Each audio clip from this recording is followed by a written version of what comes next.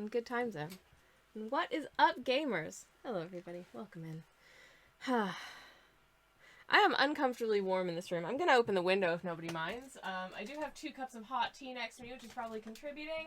And I'm hoping that maybe getting a bit of a breeze in will help, because, like, the weather's not even that hot yet. And I'm already suffering. How the hell am I going to survive summer? I honestly don't know. Anyways, let me check in with chat. How's everybody doing? Lovely to see y'all. Indigo, welcome on in. Hello, hello. And Turnip, hello, also welcome in. And Sen, how is everybody doing? I hope you're having wonderful Thursdays. It's wonderful to be here. I'm so grateful to be here today. Because, in all honesty, I genuinely wasn't sure I was gonna be sorry, the thingy was a little bit on the piss there, under the camera, so I had to, now it's not flush with, like, the edge of the desk, which is a little bit frustrating, for me visually, but hopefully this is a little bit more symmetrical for y'all, which is probably the important thing for the duration of stream, yeah, anyways, hello. Chris, hello, welcome in. Lovely to see you. Hello, hello. Hope you're having a very, very good Thursday as well. How are everyone's Thursdays going? How are your weeks? It's very nice to be here. It's nice to get to paint. I feel very blessed in that respect. Anyways. Sen says, hey, friends, it's also warm despite the thunderstorm we just had. Now it's damp. Oh, that is the worst. That is the worst. I existed for years under the impression that, like, oh, if it's hot out and we get, like, a thunderstorm, the thunderstorm will, like, break the humidity and it will be a little bit more sort of cool and comfortable for a while. But in the last few years, I swear my experience is much, much, much more in line with it's super hot and humid, there's a thunderstorm, and as soon as the storm is over, it's super hot again, but it's also even more humid. And I'm so sorry that you are having to experience this, Sen, because that sucks. But it's currently a balmy 23 degrees here in my locality, and mostly sunny, apparently. Yeah, it feels, I think it's about 23 degrees inside my house, which is hotter than I like my house to be. And there's also, if the lack of movement in the trees is any indication, there's basically no wind out there today, which means that the air isn't circulating very well, which I should have made myself iced beverages before stream.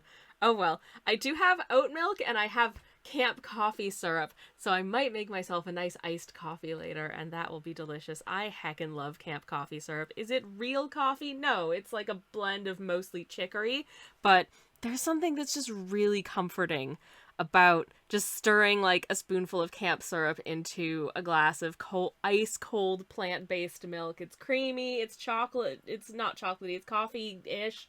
It's just really good. Anyways, I do have an actual coffee here, which I've been nursing for a wee while, and I cannot get out because there's just a mess of cables where the right where the coaster is for my drink, and also I have the world's longest spoon inside this mug. It makes the mug looks tiny in comparison to this stupidly long spoon. Anyways, I love long spoon. It's great, but it is genuinely it's not for this kind of cup. Anyways, this is the current decaf on offering from Red Bank Coffee, because I figured I probably shouldn't over caffeinate myself.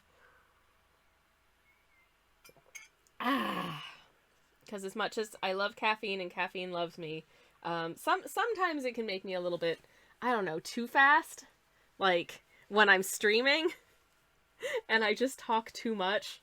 I'd quite like to avoid that if at all possible. Here we are. Anyways, I really hope you're all having good days. I was a little bit, I have a mental bank of talking points just in case we run out of things to say. So I do have things to talk about today. One of the things was I wasn't sure whether or not I was going to be able to start stream today because I had some technical difficulties in the morning. There was a problem with the internet. I did end up managing to resolve it around noon, but I did miss a number of things I was meant to be doing in the morning, including I was supposed to be on a video call, and I ended up not being able to attend because my internet wasn't working. And goodness knows, I probably could have figured out how to, like, tether my laptop to my phone, but I have no idea how much data I would have chewed through on, like, an hour-long video call. on my laptop, which is also running a gazillion other things in the background that are all connected to the internet that I don't know about. So I didn't do that, but then I was like, oh, am I gonna be able to get it back in time to stream? And the answer is yes, because I'm here. So hi. It is very good to be here. I'm looking forward to wrapping up this little chickadee. I was originally thinking of making this little guy into like a sticker or something, because I feel like just a very round little bird that's trying their best is the kind of sticker that I want to see in the world personally. So that might be coming in a forthcoming shop update if people like this art. I don't know.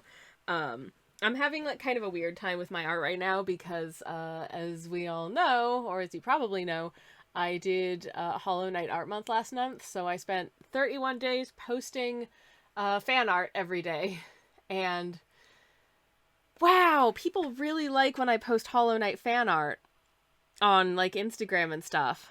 And none of the other things that I make. So I'm like, oh, okay, so I guess, I don't know, I guess appreciation for my art style and ideas is very conditional for a lot of people, which I just don't want to be boxed into a niche. Like, as much as I love it, I do not want to be boxed into a niche, because as soon as I try to box myself into a niche, you know what's going to happen? I'm going to get bored and become resentful of my own body of work, and I don't think that's a good way for anyone to exist.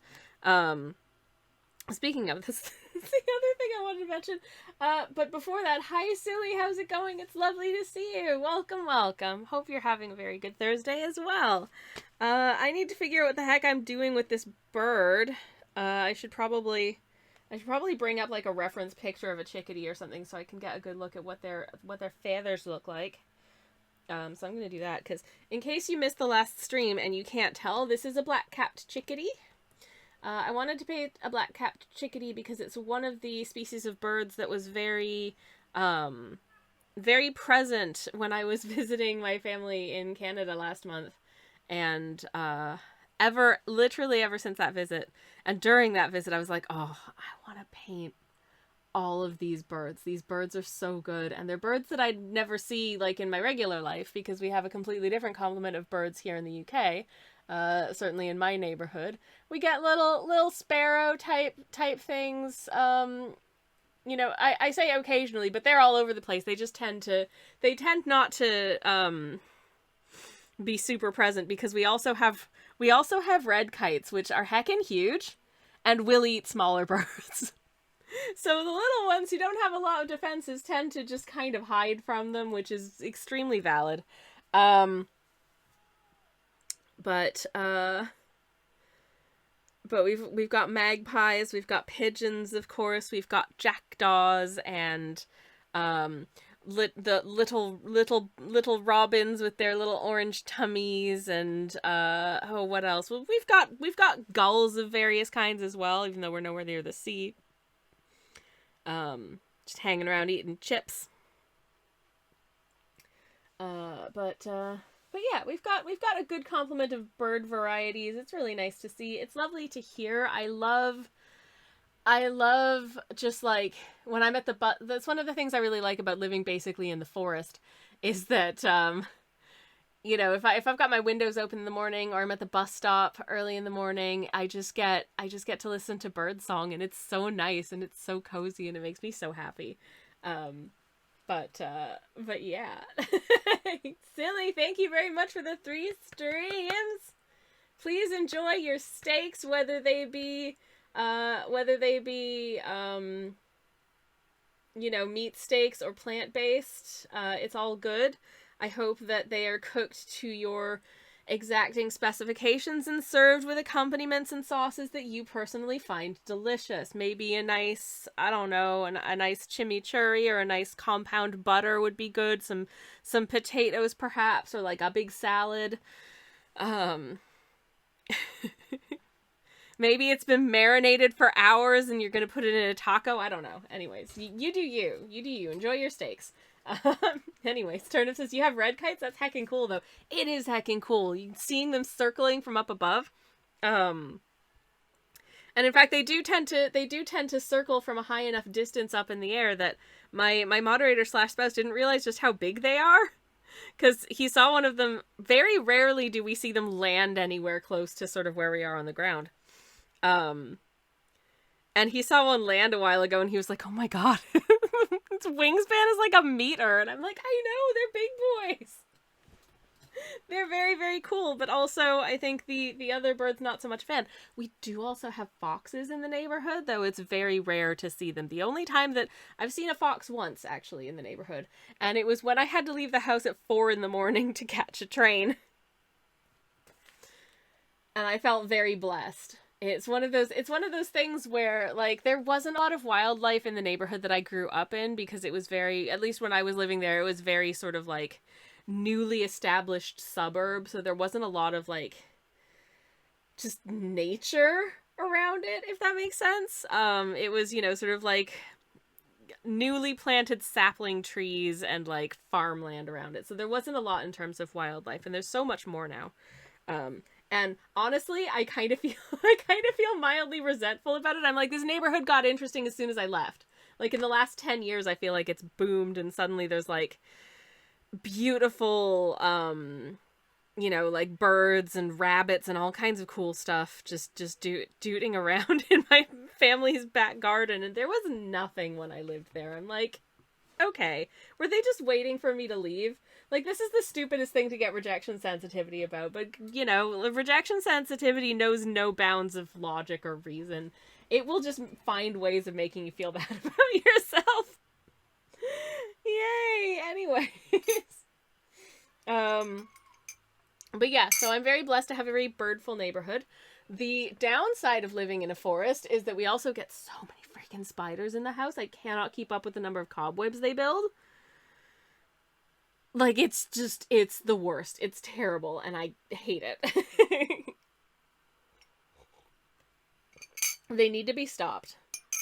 And they're always coming inside the house. I'm like, oh, I don't want to open the windows, because if I open the windows, the spiders will get in, you know? But then I'm uncomfortably warm, so I have to open the window, and guess what? I bet we're gonna find new spiders tonight. Yay! Have I mentioned I'm scared of spiders? Because that's also a thing. Anyways, should I paint? I should paint. I did want to say, I wasn't sure how long it was going to take to complete this. I actually think, looking at it now, it's probably going to take the stream to complete this. I do have this little portrait of a little Regency goblin lass that we started painting last time, that we could finish if we have downtime that we need to fill. I was going to potentially start a new piece, but I wanted to start a new piece using the, like, fluorescent neon ink set that I have. And I've just been racking my brain trying to find good ideas for it, and boy, are the good ideas not forthcoming. But I do have this sketch that I was going to finish off stream, but I could conceivably finish it on stream or at least do work on it on stream. I don't know. That's just a little, some shooting stars over a little cottage on a Scottish island, and a couple of little guys doing a little smooch, with some landscape. That's it. It's real silly. But hopefully it'll be cute. I just wanted to do a night sky, and to be honest, I'm actually really happy with the way that, like, the texture of the sky turned out. It looks jank because it's so incomplete, but please trust the process. I think it might actually be nice, kind of, maybe, fingers crossed. I don't know. I probably shouldn't make that kind of promise about my own artwork, because, you know. Anyways, so that's the schedule, such as it is. It looks super cute since it's turned up. Aw, Bean, thank you. That's very kind. Thank you. I'm glad. I'm glad you think so. Sometimes I find, as a creator, it is hard for me to, it is basically, I mean, it's impossible for me to objectively evaluate my own artwork, because sometimes I'll be like, yeah, this is really cool, and, like, everybody hates it. And then other times I'm like, wow, this is really good, and I'm super, super proud of it. And yeah, it's just, you know, it does hit, and people are nice. And then other times I'm like, wow, this is pretty bad, but I feel like I should post something anyway, so I do. And then it turns out people actually really like that, which is, confusing. I am just, I think some people are just not very good at predicting what, how the audience will receive things. Um, and I have literally no sense of that. I'm like, yeah, I love this, and then everyone else is like, that's really bad, and I'm like, oh, okay. Anyways, hello, Neo. Welcome in. How are you doing? Sammy, it is nice, says Neo in all caps, and it will be nice. Thank you, Neo. That's very kind of you to say. I I have good feelings about it. I feel like it's gonna be a good painting. I'm using the this set for it, which is a beloved set of paints. I think the palette works really good for like a nighttime scene as well because it's very warm and cozy. But there's also this like these nice sort of like blue colors that are quite cold and sort of this nice dark brown which kind of mutes things out.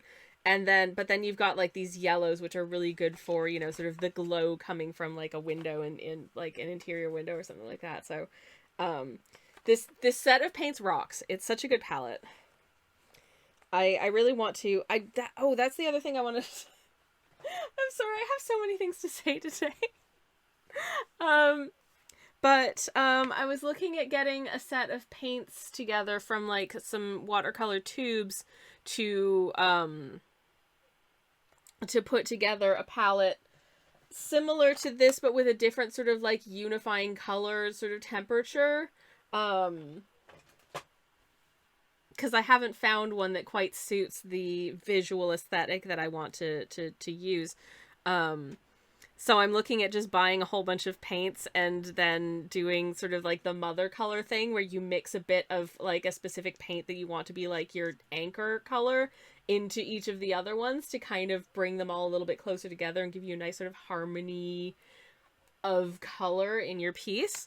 But finding the right set of like base colors for it of paints and also finding the right like base color to kind of unify it is real tricky, but I think it's going to be really fun. So at some point when I buy these paints, I'm going to do a little sort of like bad paint science stream. Part of the concern and part of the struggle for me is I tried to look up like, does anyone have a good set of ratios to use? Because I don't want to just be like, okay, I'm just going to add a blob of this. I'm like, no, how many grams? Like, what is my ratio of, like, sort of, like, mom color to paint color kind of thing. And I want to be consistent across the whole thing. So it looks good.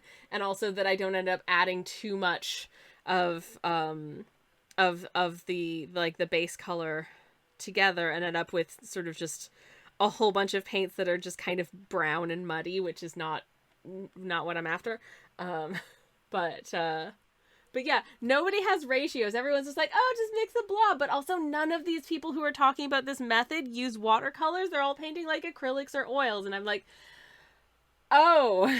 Because I guess the other thing with watercolor that you have to consider is that some paints are more transparent than others. Some paints are smoother than others depending on like the size of the like the granularity of the actual pigments. Some pigments, are very sort of uniform in size, and so you will get a very smooth result, and then some paints have sort of a variation in the size of like the pigment particles, and that's how you get like a really heavily granulated look in your paintings.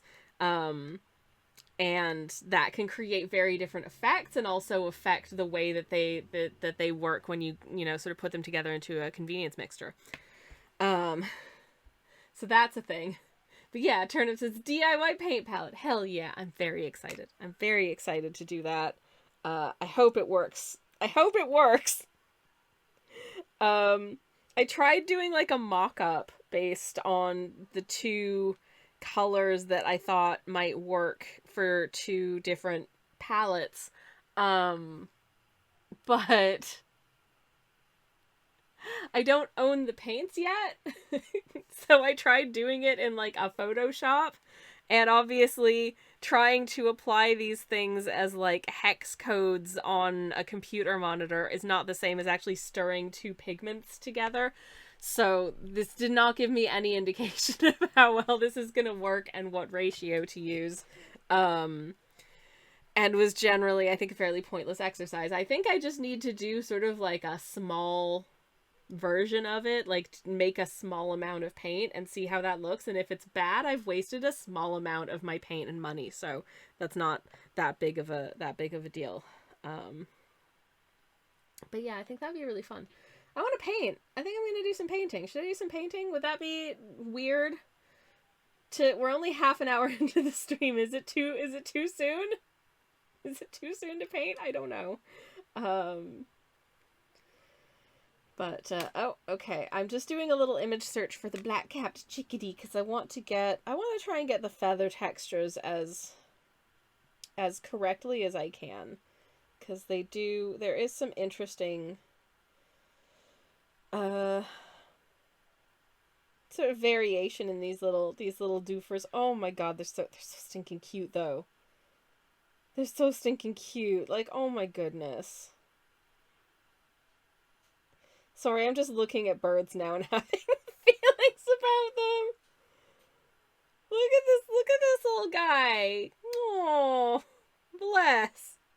Okay, so I'm gonna try and use this, I guess, as kind of a base for how to interpret plumage shapes, I suppose. I might start with the wing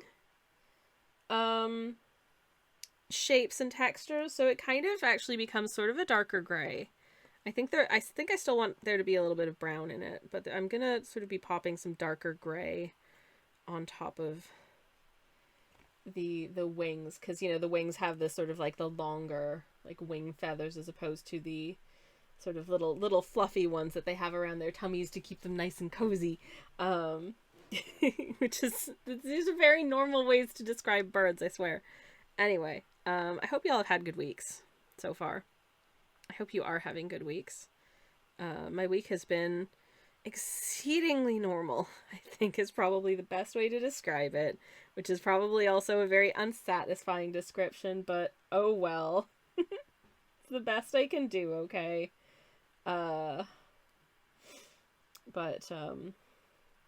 Yeah.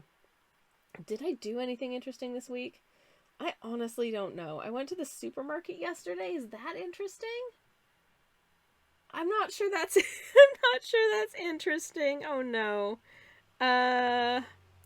Okay, so this is mostly just black, which I think, what do they call it? What do they call this color? They call it ink black. Okay, so this is ink black, but I'm gonna throw in some burnt yellow ochre to it. So it's a bit more of a brownish black. Because I do want it to kind of be distinct from the black cap, which is such a distinguishing feature of this little burb. And very, very cute. Though technically, I mean, it's black cap and black chinned chickadee. You might as well call it like a white striped chickadee. Cause it's not just the cap that's black. I mean, it's got a black beak as well. I don't know. There's probably a good reason that it's not my job naming birds. But never mind.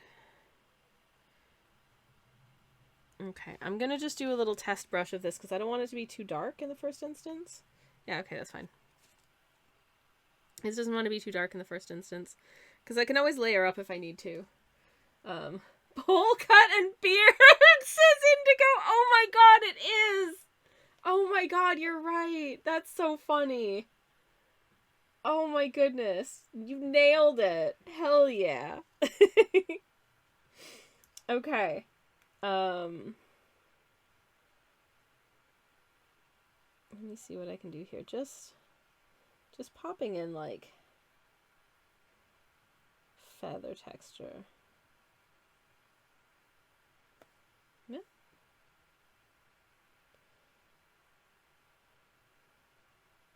I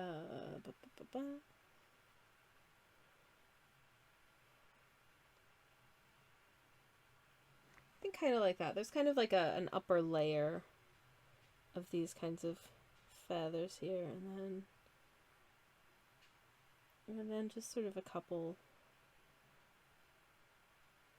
like that. Okay. Anyways, but yeah, I've got exciting news about this evening, and as much as I'm having panzanella for dinner and I'm very excited about it, also I just remembered I've got blueberries in the fridge. Hell yeah. This is like the season of the year when you really start seeing all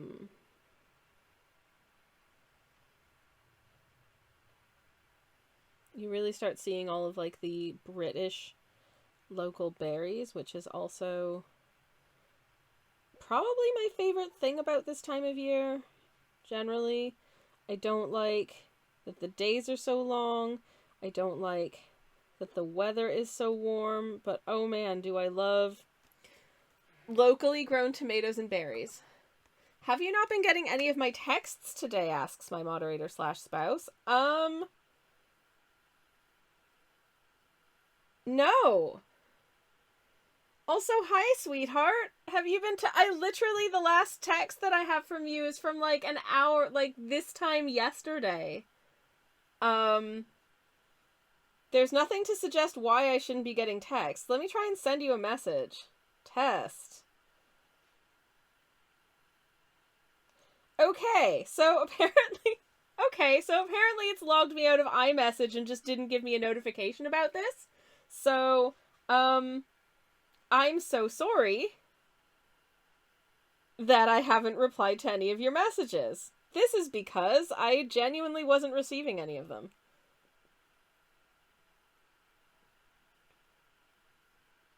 And will it let me sign in? Fingers crossed. Sorry later, I'm on my way home. I'm so sorry, sunshine. I love you. Love you. There we go. Beans. Well, that is very, very rude. I don't know. That's just another one of my many technical difficulties I've been experiencing today, I guess. Oh my god. Oh my god. Well, now I'm stressed. Have a good stream, says Sledge. Thank you, sweetheart. I love you very much. And I'm sorry.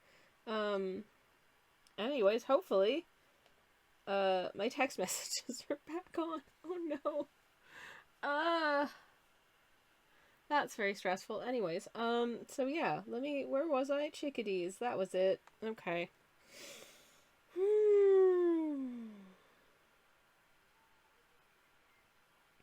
You know what I think I need right now? I think I need a sip of my tea. I'm gonna take a sip of this tea, which is a Christmas cranberry pie. Oh my god, look at how dark it is. It's so dark.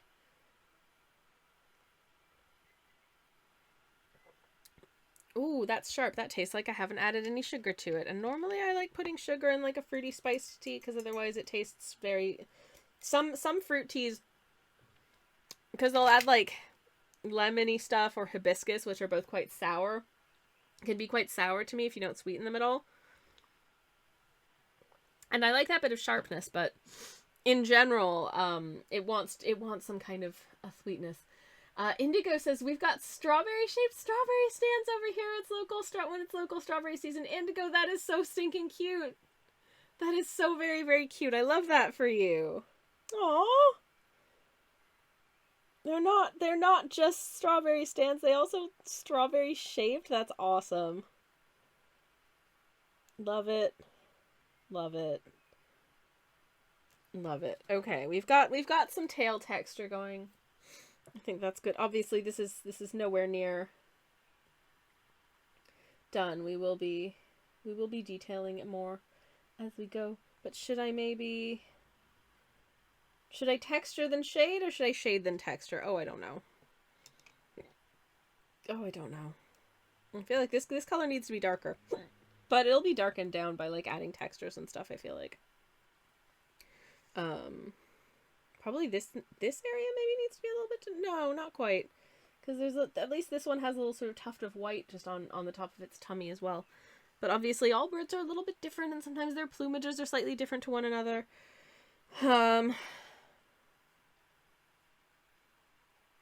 And that's very cool of them. Okay. Why don't I?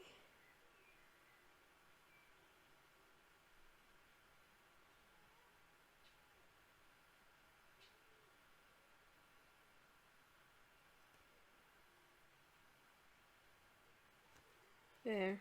How's that? I don't know. Might be cute. Cool. Okay. Turnip is lurking. Thank you very much for the lurk, Turnip. Thank you, thank you. I shall continue to paint. Oh, the other thing that happened to me today, this was super exciting and fun. So I was watching YouTube. I watch a lot of channels that are sort of like video essay channels or things that are like media reviews, you know, like book reviews or film reviews, that kind of thing. And I think it's really interesting. And I like watching reviews of like bad books or bad films or things that the reviewer thinks is bad. Also, just sort of as a kind of as an instructional tool for me as a storyteller to try and, you know, get ideas of what does bad writing look like. Because I think in learning and knowing what bad writing looks like, you can kind of maybe train yourself to be better at writing, or, you know, sort of theoretically at least. Um, but then I was watching this video today of this guy talking about this book that was bad. Um, and I just started thinking about, actually, you know what? I think one of the reasons that I put off completing projects like a book that might get published or something like that, and why I'm, you know, sort of struggle to move forward that kind of work in my life, is partially because, I don't know, I think I would genuinely be kind of gutted if, for instance, like, a YouTube video essayist or book reviewer or whatever that I liked at some point made a video essay about how bad my work was. I would hate that. That would make me feel really sad. Um, and I feel like that's probably a really stupid thing to be like an impediment to you creating stuff, but, you know, like, these thoughts still occur to a person. They definitely have. So, here we are.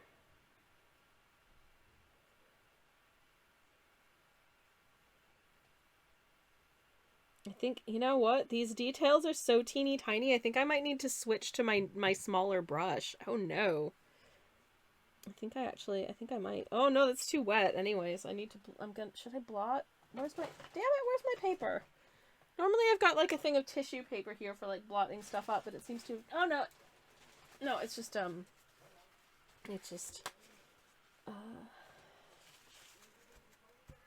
it was just buried under something. Okay. Anyways. But yeah, I think it's time to switch to my finer brush. Okay, cool. That's easy. Anyways.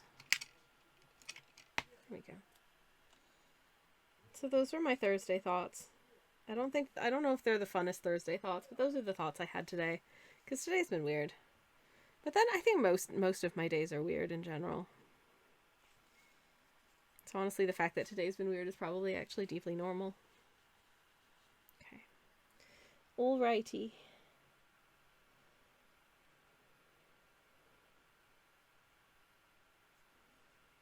Man, even this is going on a little bit thickly. Maybe it's because the paint is quite watered down.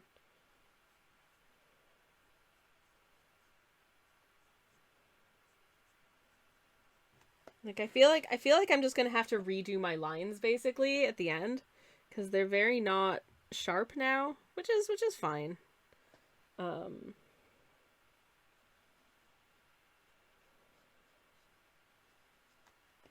Like, I feel like most of what I've done is just made the wing and tail feathers darker, which also good because they were a bit too light, I think.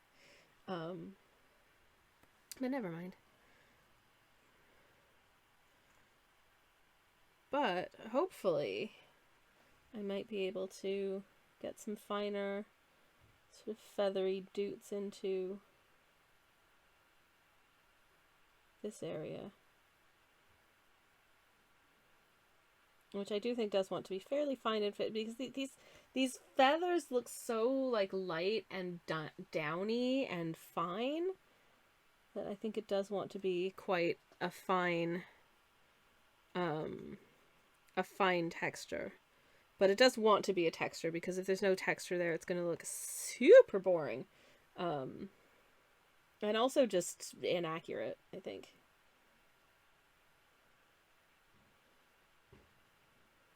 Okay, I'm trying to kind of fade it into this white section, because I don't really want to add a lot of texture to the white section, or it's going to start not looking white, which, again, inaccurate. But, that's all fine. I wonder if I want maybe a slightly warmer brown for the tummy, because the tummy is, I think, the brownishest and the least gray of all of the colors on this bird. So I might take some of the burnt yellow ochre and just a little bit of this natural brown.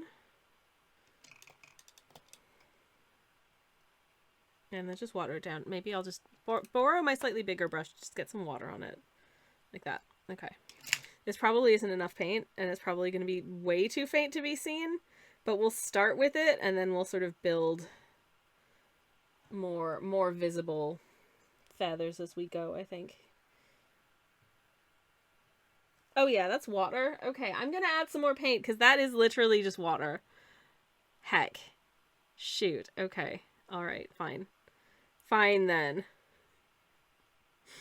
Oh, never mind. I don't know if anybody else has this experience, but it's not really relevant here, because this is more of just sort of a light beigey brown situation. But I do find sometimes that one of the colors I find the hardest to kind of get made is like a sort of a more like a buttery, like vanilla-y yellow, if that makes sense. So, you know, because this is like a really bright yellow, and to make something that's more sort of like this kind of thing, I find really difficult to get that color right. Hello, Samantha. Welcome in. How are you doing? It is very good to see you. Welcome on in. Hi. Hope you're having a good... Samantha said, hello, I am awake. Indigo says, hello, awake, I'm Indigo. Oh my god. Y'all, I just dropped my palette. Because I wanted to clasp my hands with delight. Great. It's fine. This is fine. It's still good. Shut up. Everything's okay. I'm not an unmitigated human disaster, I swear. And if I am, I don't know, it is exactly because I mean to be, okay? Shh, it's fine.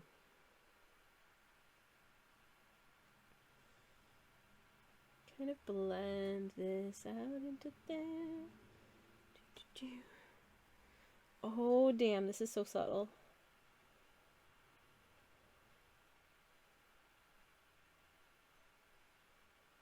This is so subtle, but it's also, to that end, it's by no means the end of what I intend to do with this section. I just want to get like a nice sort of spray of nice light doots down before I move on to slightly more shading, you know, sort of shading-y doots and different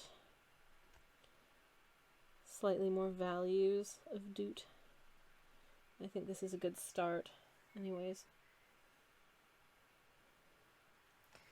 Samantha says, I'm having an I can't sleep and I feel vaguely under the weather today. Oh no, Samantha, I'm so sorry to hear that. No. Oh, beans. Well, listen, if I could email you this massive cup of tea, I super would, and I would hope that it would make you feel better. And I'm sorry I can't do that, but please imagine that I'm emailing you this cup of tea, okay? And I hope you feel much, much better very, very soon.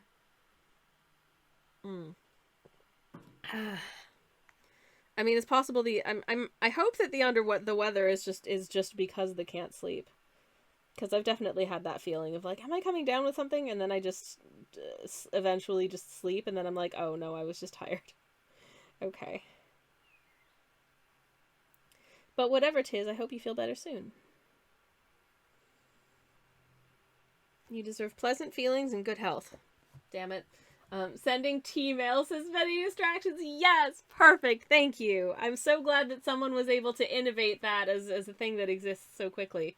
I do appreciate it. Thank you, friend. Yay! That was easy. Anyways. Yeah, I don't know. I feel like my single brain cell is kind of really just violently rattling around in my head today and not really being able to contribute much of value or import at this point. So I do also likewise apologize for that. I just noticed on this reference photo that the wing does kind of come up a little bit more, so I'm just gonna bring it up a little bit like that.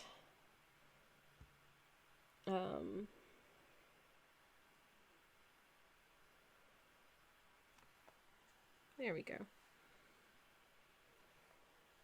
Cool. Does that look worse? I hope not. Anyways. So I'm also hoping that was the case. I got up earlier and had breakfast and a shower and felt vaguely alive for a few minutes, and then had to go back to bed and rest more. Oh, beans. Still no sleep, though. Well, hopefully there will be a good night of sleepness. Also, speaking of nights, happy solstice, everybody. It is the longest day. And oh boy, am I feeling it.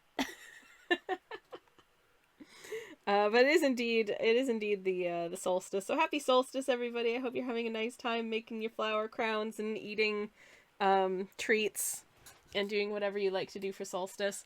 I am currently sweaty.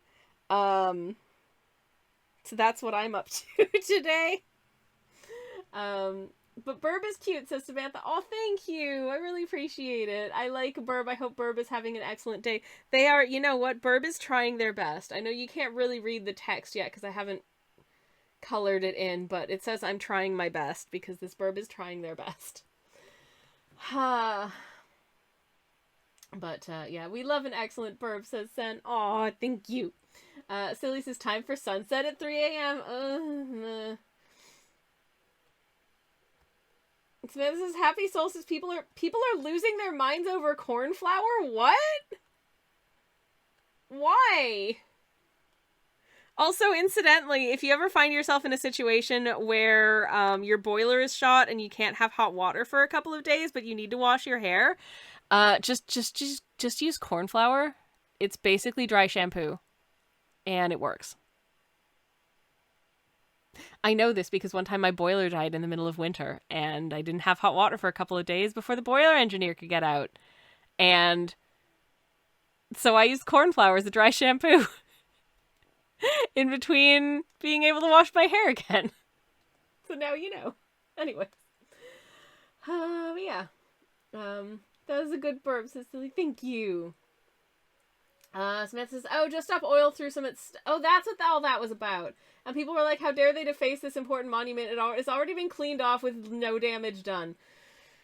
That's like all of the stunts that they've done that I know about are completely like non-damaging. They're just, you know, getting attention, which is fine. Like I think it's like when they threw like a tin of tomato soup or something at a painting. But it was a painting that was like protected under glass, so it's not like they were actually defacing a, sort of priceless piece of artwork. It was very much a demonstration. But in fairness, the reason that I learned about this is that I had to open a browser tab in Internet Explorer, which is not my preferred browser, but unfortunately it's the only browser in which this like database that I needed to use works properly. So I saw a headline that was the worst person that you can think of, probably, or it's certainly one of the worst people you can think of, who I shan't name because they're the worst person you can think of and I don't want anyone to have to think of them and then feel sad, was that person condemning what this organization has done. You know what is actually a risk of damaging Stonehenge, though? Climate change. Yep. It is crazy to me the extent to which some people just don't take, you know, like climate stuff seriously. It is honestly very sad. Um but also I understand that it is um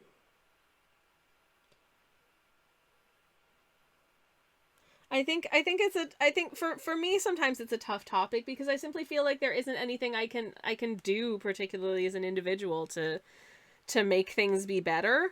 Um and so it just makes me feel depressed, which I already am a lot anyways. Um it just makes me sad that people don't that um that people who actually have money and influence in many cases don't do something with that money and influence. Because like if you tell me to do something, it's like, okay, but what can I do? I'm a small potato that literally nobody listens to. And in fact, if I open my mouth and express an opinion on the fact that like we should care about the climate somewhat, that I think just due to my general like off-putting energy and obvious lack of like authority, people will be like, no, I think we should do the opposite of that, you know. So if anything, I'm a liability to a cause. But Silly says, when you said the worst person you can think of, and I actually thought of someone, that was a sign that I watched too much news. I'm so sorry, Silly. I actually, these days I try and avoid amounts of news just because I find it really overwhelming. And unfortunately, I have to do things in a day, which means I can't just, you know, open Twitter, get really depressed, and then go take an angry nap for 6 hours. Which has happened. but but yeah. As Samantha says, I get individuals not wanting to think about it, but governments and CEOs can actually do something but won't. Because then the line might not go up as high. Who gives a crap about the line? It's stupid, it's theoretical, it's just sorry, I shaky cammed. Okay. Anyways. I'm gonna have a sip of my coffee.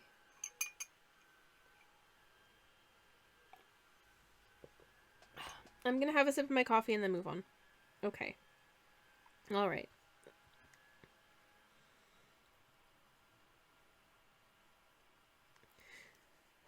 Anyways. Okay. What do I want to... How do I want to do the... I feel like I paint birds just infrequently enough that I don't fully remember how I paint them. Which is, not great, but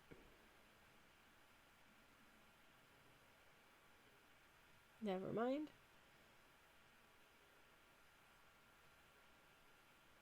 Okay.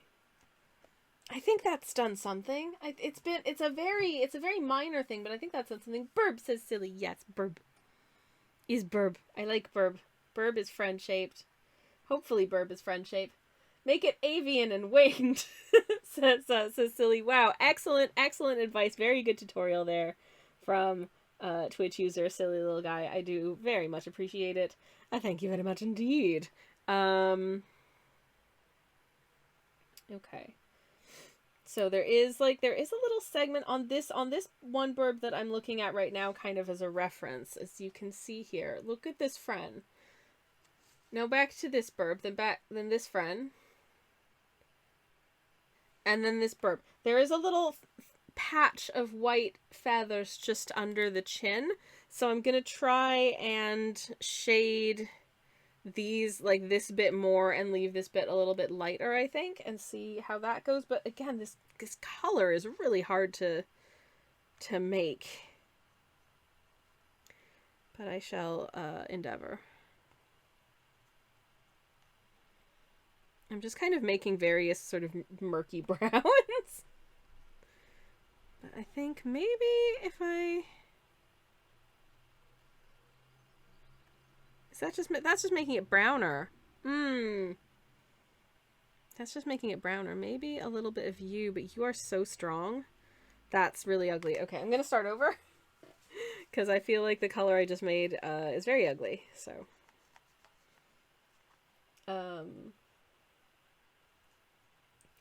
Anyways, Burb, just draw a dinosaur, leave it to evolve for a few millennia. Burb, I that's gonna take a while to paint.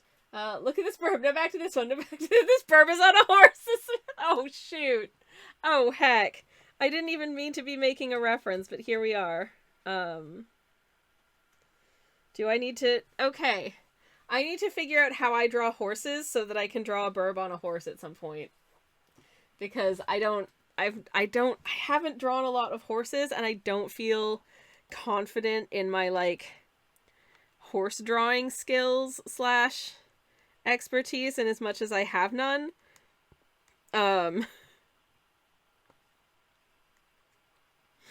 But now I kind of want to, because that sounds really fun and cute. What is this color?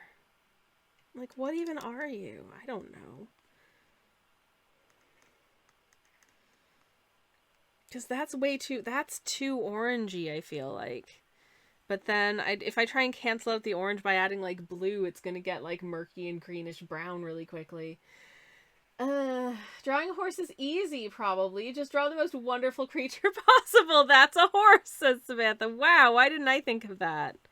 Oh, that's super easy. Just instantaneous haunts. Good. I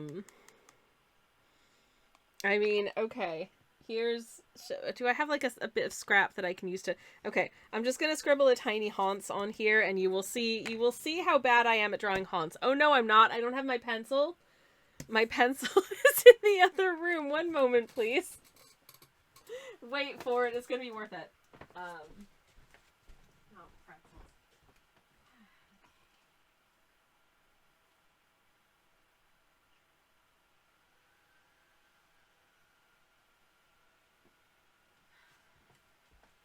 Okay, actually, for the time being, I have found IKEA pencil.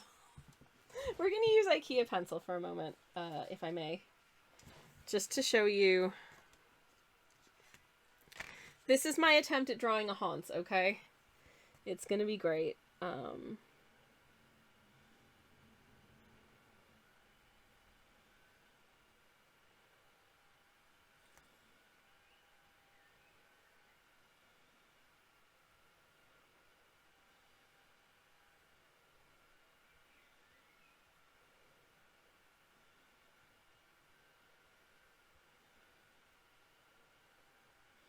Oh no. Oh no. It's wearing its little clippity-cloppity horseshoes. And it's got a tail that goes like that. Yay. It haunts. Look at that. Isn't that beautiful? This is my IKEA pencil. I put it together myself, says Samantha. Yes, absolutely. How did my mat go so far out of whack with like relative to the camera? Did the camera get turned? I don't know. Anyway, sorry about that. Very haunts, says Samantha. Thank you. I tried my best. Which I recognize is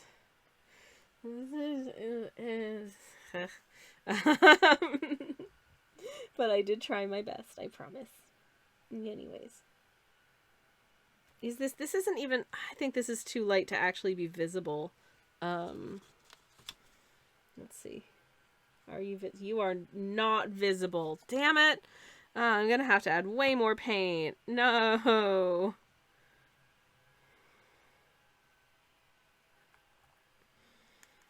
But I am very nervous about adding too much paint.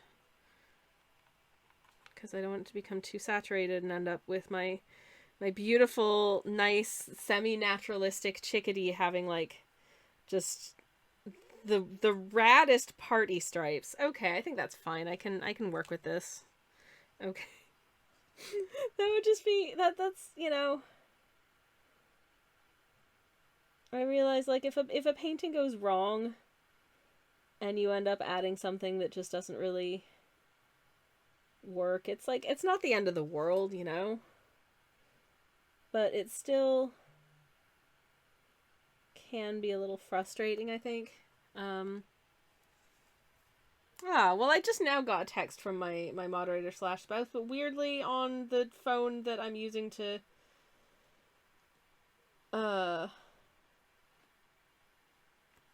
to stream from, which is weird. I don't know. I'll have to sort it out off stream, but now I'm all concerned because apparently my spouse was trying to text me all day and I didn't know because it wasn't working. Just not a fun situation to be in, but here we are. Anyways, everything's fine, it turns out.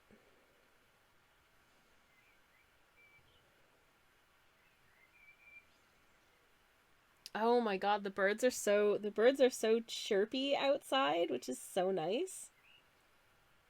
I think it's too quiet for it to be picked up on the mic, but just suffice to say they're making funky little noises. And it's very cute little chirps and tweets, and they're the sort of chirps that sound kind of like if R2-D2 was a bird.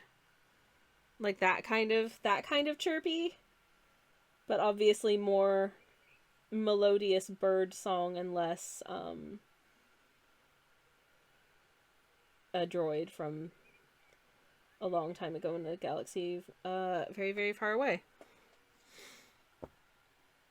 Getting somewhere. Silly says I can hear them. Yay! Maybe I should shut up and just let you listen to the birds. I feel like they're more melodious than my tired Thursday voice. But anywho.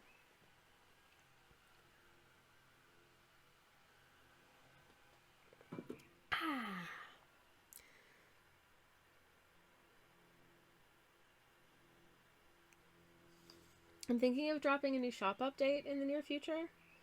I have some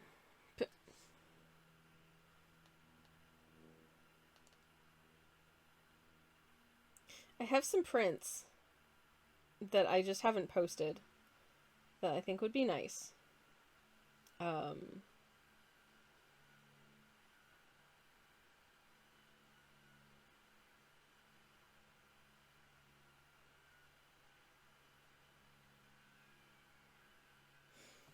Anyways, shop date, says Samantha. Hell yeah. I don't know what I don't know. Is there like a marketing strategy that says what the best day to like update your the best day of the week to update your shop? If there is, I don't know her. But I rather wish that I did, because I genuinely don't know. Like, are there days where people are more likely to see it or will be more inclined to check it out? I don't know. I just don't know. I might, probably next week, I think. I would say you probably want to do it around shortly after people have been paid in their jobs, but I don't know if everyone's pay cycle is the same. So I don't know if that actually makes a difference.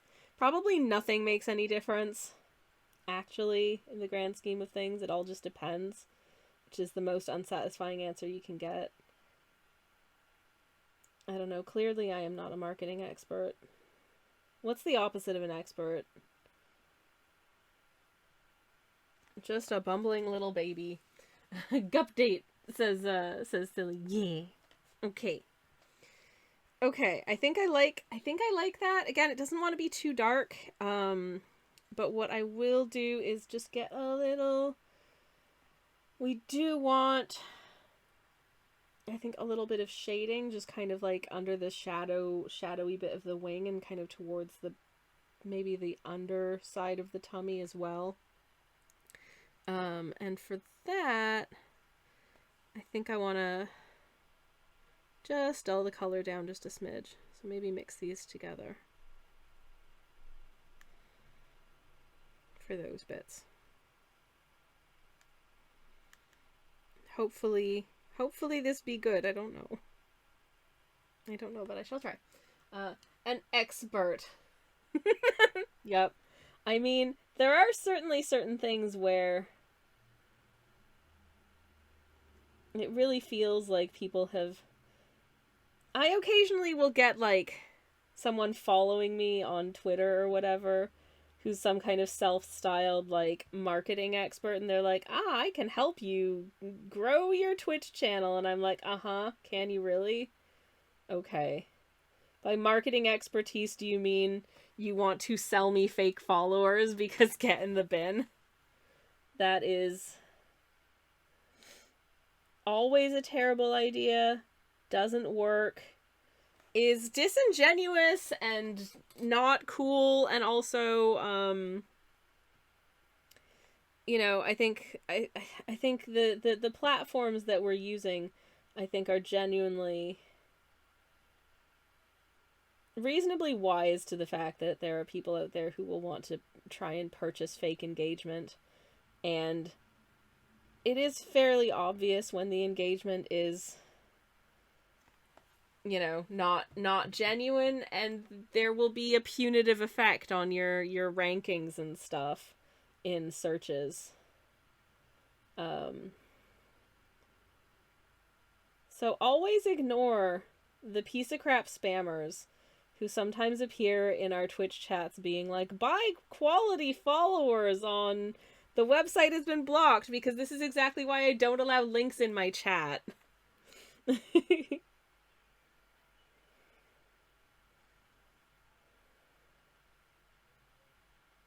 Anyways, in general, it's never a good idea to buy followers. No, and also, it does look kind of, if somebody has like, I don't know, 25,000 followers, and you go to their channel and you find that there's like one person in chat, it feels a little sus.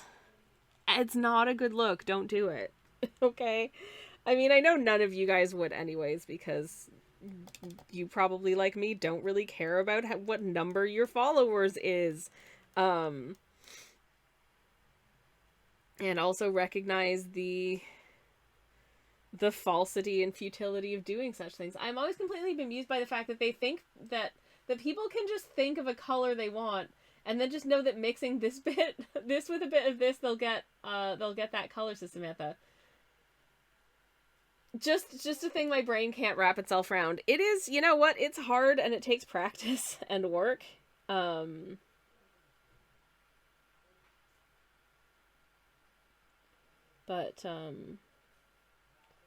as you can see from my, like, attempts at mixing colors, that sometimes you find yourself in a situation where, you have to go through several iterations and blends and reblends and stuff to actually get something that feels like the color you want it to be. But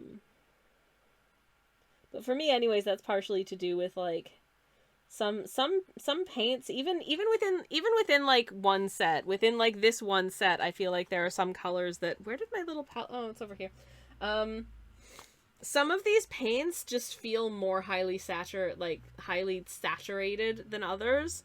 And so it will take like a much smaller amount of them to just completely wash out. Like if I'm mixing, like, say this and this together, or like this and this together, I will build up like a butt ton of this ultramarine. I will add like an absolute tiny dot of racing green, and you can't see that there's ultramarine in it anymore.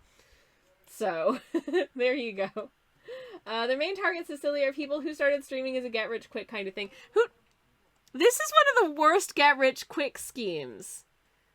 Because, like, as a channel, like, as a platform, Twitch is very saturated with, very small channels.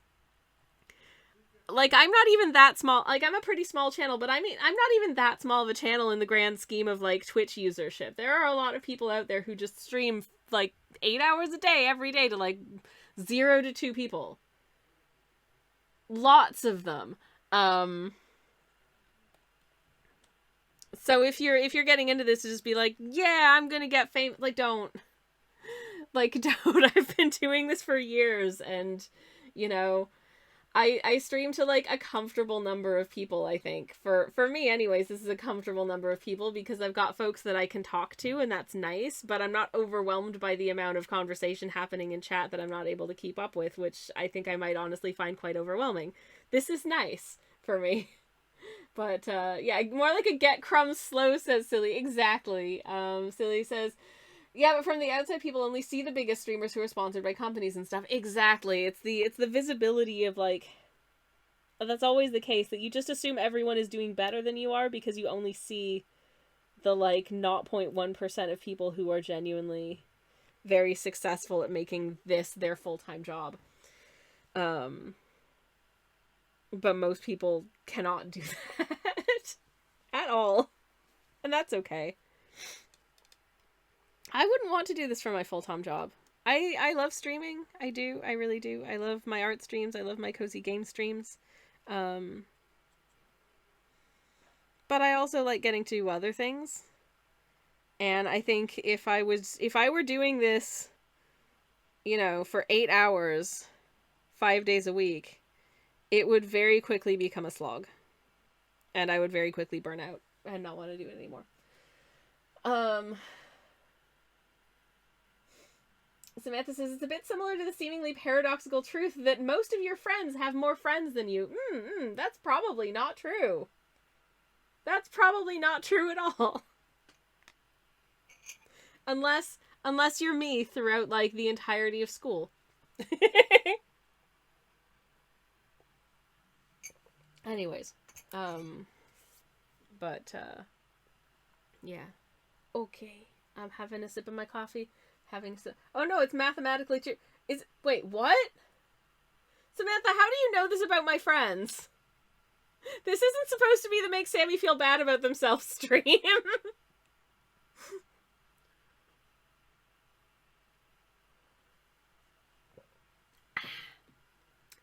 Because you're more likely to be friends with someone with lots of friends than someone with few friends. Huh. I guess. But what does that say about me? I don't know. That's probably not true. Unless you're me, says Silly. Yeah, hello, hi.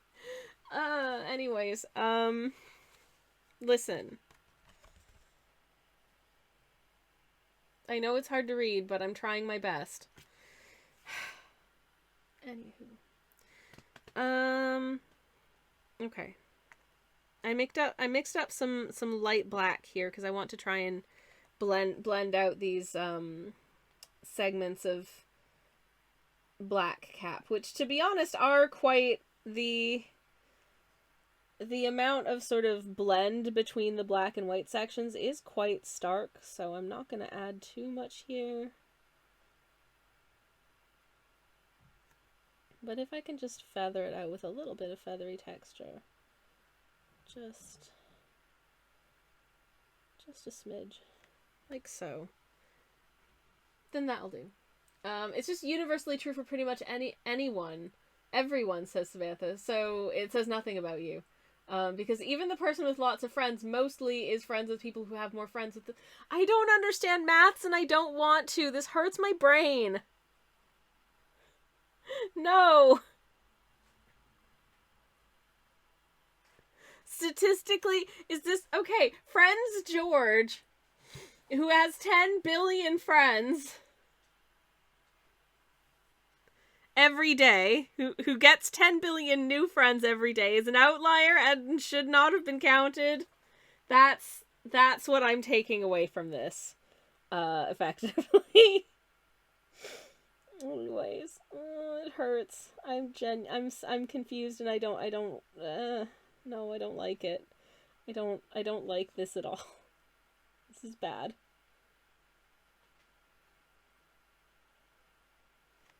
Okay. And I'm actually going to try adding some tonal feathery doots into the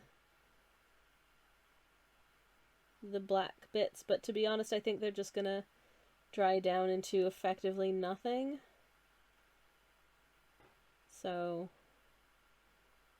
kind of defeating the purpose of doing it in the first place, but whatever. At least I will know that there is texture there. And sometimes knowing is half the battle, okay? I know this because G.I. Joe said so. Anyways.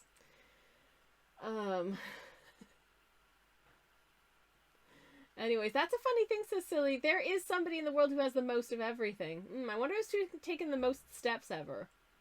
I don't know. Steffi George says, Samantha, yeah, probably. Who's the world record holder for things that aren't recorded?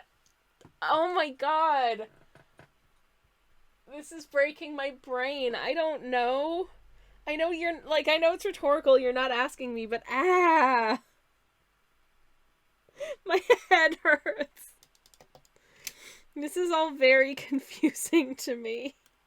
Oh my goodness. Okay. Okay, I think we're getting there with, like, feather textures and stuff. I think we are. But if I can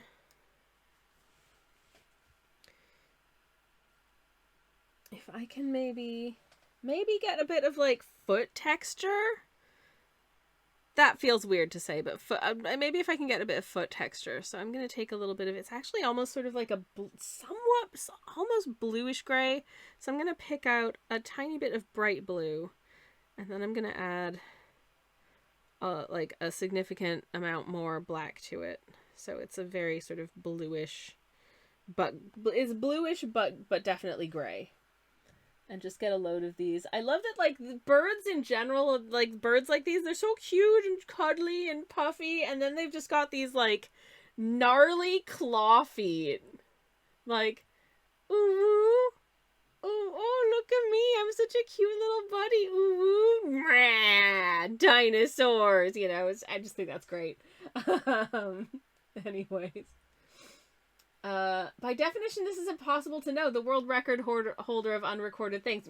Because the act of showing them who records it says, because the act of showing who it is records it, says Samantha, and thus disqualifies them. Ah!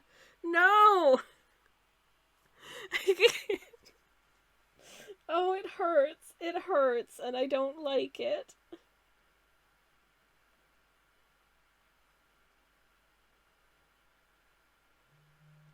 It hurts very much, and I don't like it. I mean, you're right, but you're right, but at what cost?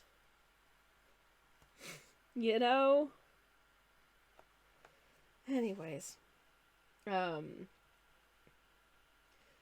the set, it's like a, does the set of all sets that do not contain themselves contain, it's,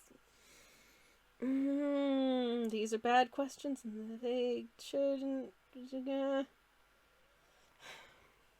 Are we trying to melt my head today? Because the cost is, yeah, I think I've lost all my sanity points. I think they're long gone. So, thank you for that. My brain is broken. Hey, get a load of this bird, though. It's looking significantly more birdly than when we started, so at least that's a thing, right? Right? I hope. Anyways, I have a third cup of tea, by the way. Because of course I do. It's mint, and it's been hanging out for a while, so I should probably drink it. Silly says that of everyone who's currently alive, one of us has eaten the most things in their lifetime and they don't even know it. I know, but I don't think it's me. At least I think I can confidently say it isn't me. Because I've never had, like, much of an appetite. Despite all appearances, I don't actually eat that much food. Chris says, so by going around and recording the accomplishments of everyone I meet, I would climb the ranks of holding unrecorded Maybe? Question mark?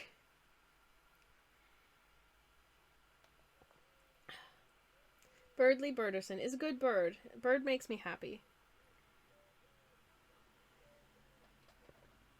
Bird is trying their best, and we should all be very proud of them. I certainly am. Anyways.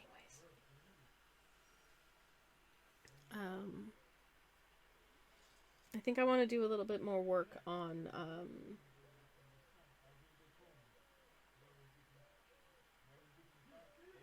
I think I want to do, oh no.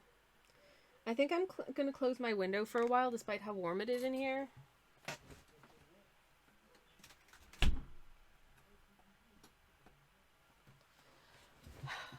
Because, oh my god, my neighbor is so loud. So loud. It's like, can you project even more, buddy? It is just the worst. Um, but such is life. And I shall cope. Anyways.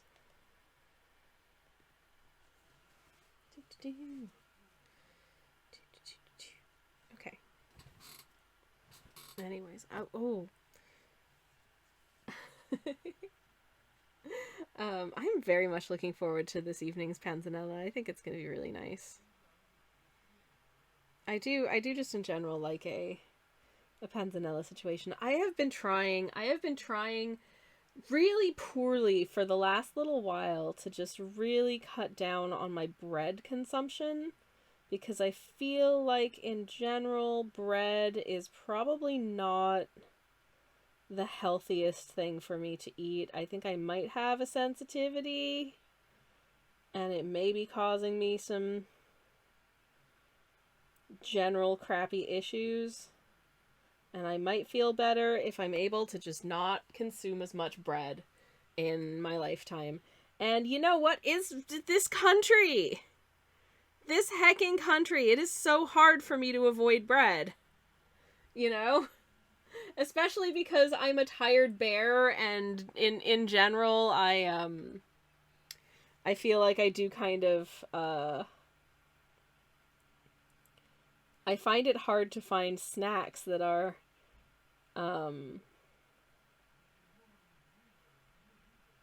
adequately filling and delicious, none of which are bread based. So I end up like, I'm at the supermarket and I'm hungry, so what do? I get like a croissant, you know, because a croissant is easy, it's not expensive, and it doesn't require any preparations.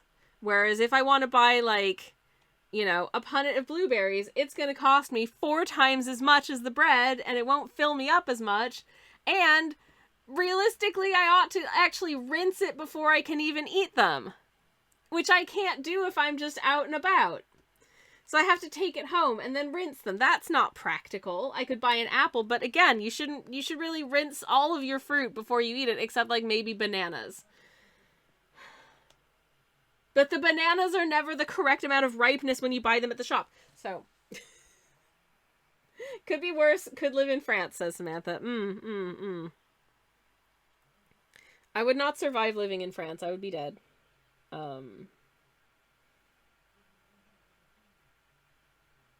But that's partially also because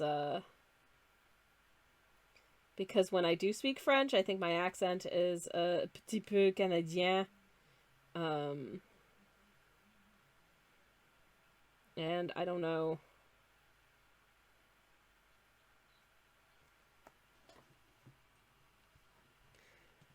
I don't know how that bread in France is such a pain, says Silly. Oh my god. But yeah, I think my accent when I speak French is un petit peu canadien. And I don't know if that, I don't know, like French accents are and such are weird, but also like I didn't grow up in French Canada, so my French is also like second language French. But to that end, I may struggle in France. I think I did not struggle at all in Belgium, in you know, French Belgium, but France hits different. I don't know. It scares me. I'm very intimidated by trying to communicate in France. I have done semi-successfully before, but mostly as the obvious interpreter for my English friends who do not try. Which I think automatically makes people like me more. But if I'm just on my own dooting around, I don't know. Terrifying. Utterly terrifying.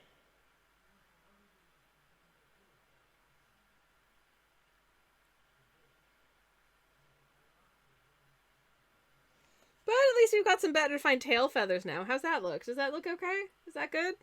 I don't know. I think it's good-ish. I think it's good-ish.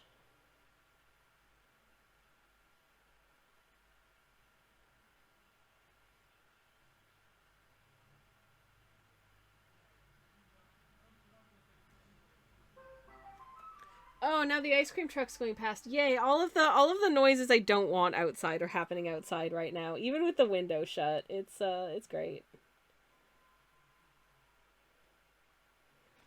I don't know who my neighbor's talking to, but does he have to do it right under my studio window? Really? Really? Because it's genuinely very distracting. I don't like it.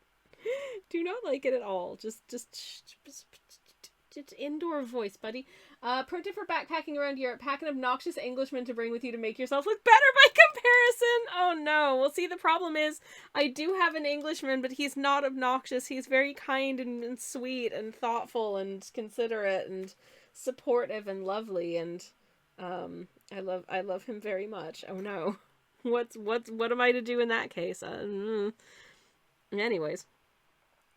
So that's my struggle, I suppose, is that I picked too good of an Englishman, because he's great, actually, it turns out, and I love him very much, which makes my life a lot nicer. You know, having a person who is genuinely someone I love and want to pass my time and spend my days with. It's good. I like 12 out of 10 do recommend.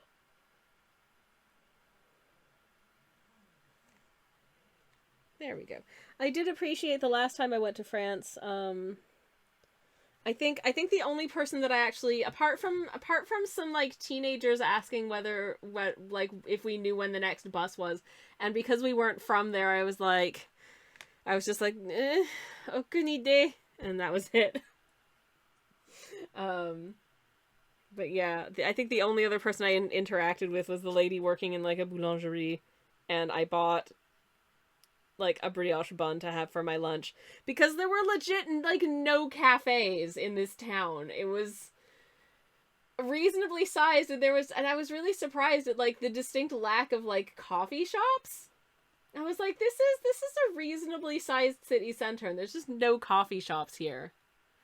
So I ended up having to go to the supermarket, and just went to the supermarket and bought like a chunk of cheese, and then I went to a bakery and bought some bread and got like a bottled beverage and had that for my lunch. It was very strange. But yeah, that was my last visit to France. Apart from, well, I passed through France on the way to Belgium last year. Which was nice. I got to look at some pretty French countryside briefly. That was fine. But yeah, I don't know. Just existing in general makes me nervous and uncomfortable. So existing in like novel circumstances where it's not my first language makes me even more nervous and uncomfortable. Which is a fun time for me, has to be said. Anyways, okay, so I've moved on to kind of working on getting some line weight on this guy. But I want it to be fairly soft and, you know, feathery and kind of blend in, but also be a bit of line weight and definition on this little bird. Like we've got, I think, some good definition on the tail and the wing feathers now, but the tummy bit is tougher because it's such a light color. I don't want to do a super hard, super dark outline for it, but also I don't want it to be you can't see the outline at all. Like, is this too light? This might be too light. I don't know.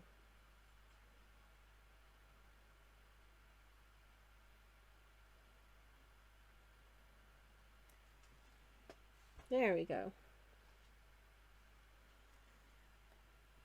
That line I think is okay, I hope.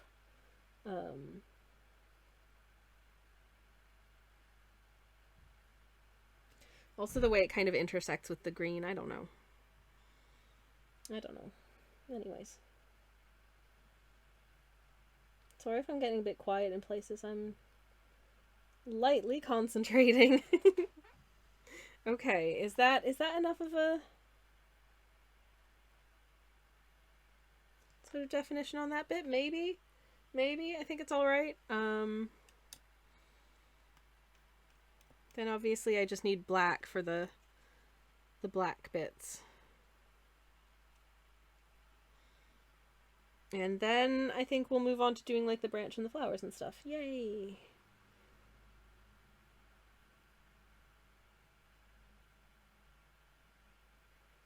Okay.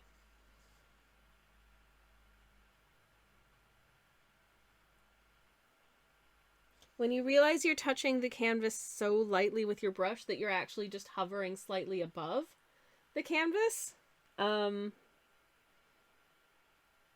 Yeah, so here's a good art hack. Don't do that actually, because it doesn't do anything. Oh no.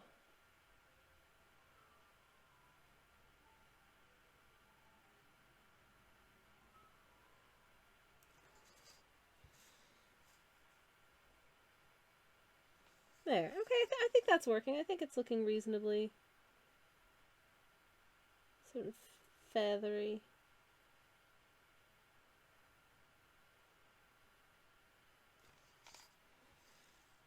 There. Okay. Yeah. Is that cute? I hope that's cute. I think that's maybe cute. I'm gonna water this right down. So it's kind of a bit more of a gray, and then just kind of connect it up with the sort of back of the neck and the wing feathers. Fantastic. Painting tips from Sammy. You cannot paint by just moving brush near the canvas. Actual contact is required. Unfortunately, yes. Okay, I'm gonna take a quick break and then we'll do the rest of it, which is basically, oh shoot, I haven't done the beak. Okay, we'll do the beak first when we come back. Then I'll do the branch and the flowers, and then I'll do the eye last because it's the scariest bit because I really don't want to F that up. So I'm gonna do a quick BRB. Enjoy the BRB screen. Enjoy the BRB song, which is already playing. Okay, you're all breathtaking. Back in a minute.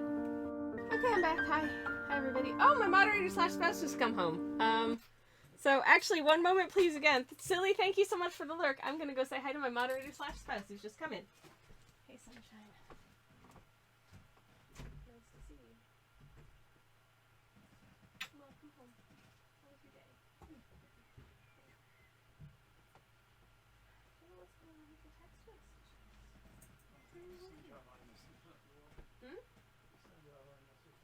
Yeah, it signed me back in, though. Or I signed myself back in. So, question mark. Did you get my last one? Oh, was it question mark? Yeah. Yes, it is. Yeah, okay. Gotcha. You're back.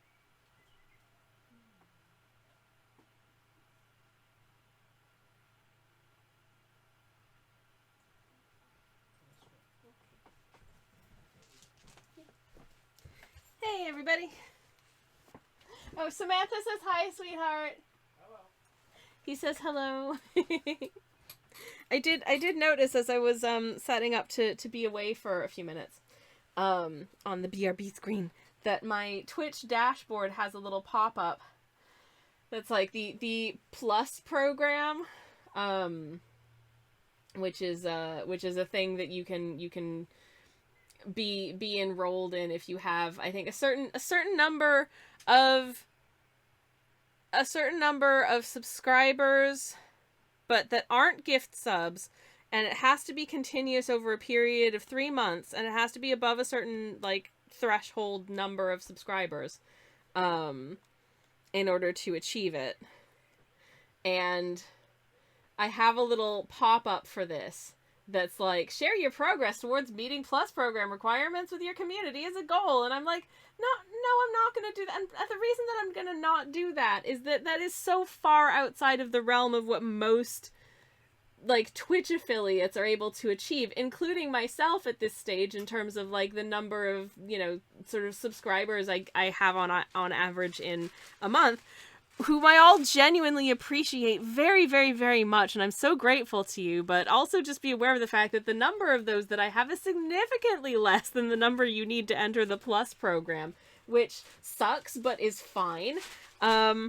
However, I don't want to set that up as like a community goal, because I feel like it's just kind of depressing seeing a community goal sit there and not actually be about, you know, I don't know, maybe like 20% of the way towards actually hitting that goal and then never moving beyond that, you know? I don't feel like that's encouraging and fun and whatever. I think that's just kind of like, oh, sorry about that. I don't know. Like, thanks, Twitch, but you know what? Actually, I'm good. I'm good. Anyways.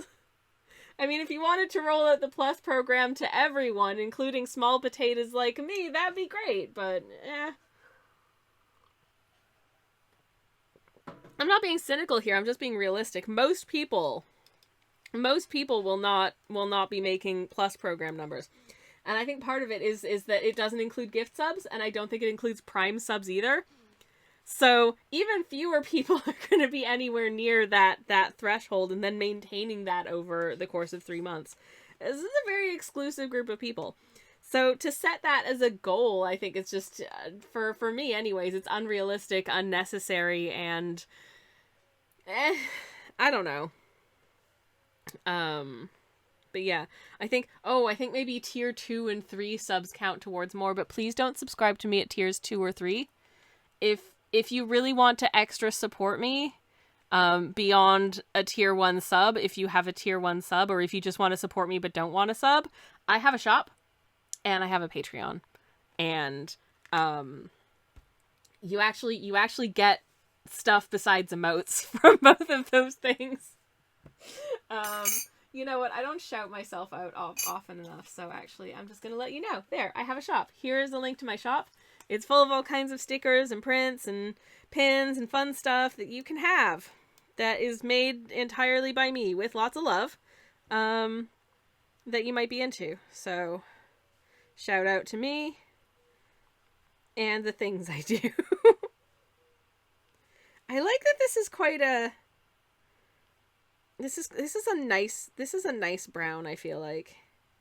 It really is. I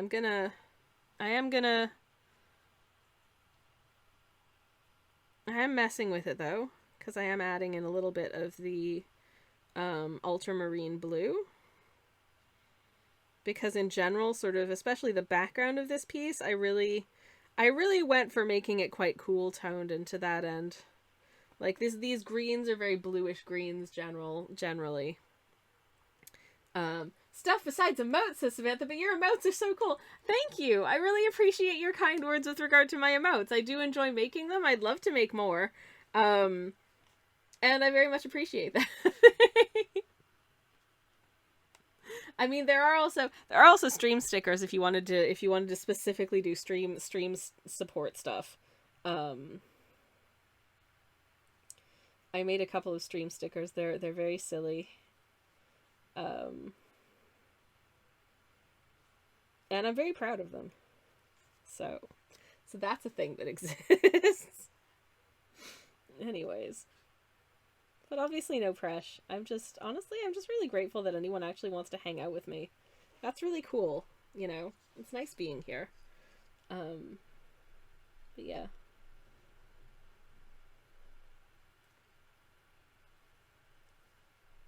Okay. Just getting some fairly basic lines on and under this little branchy situation.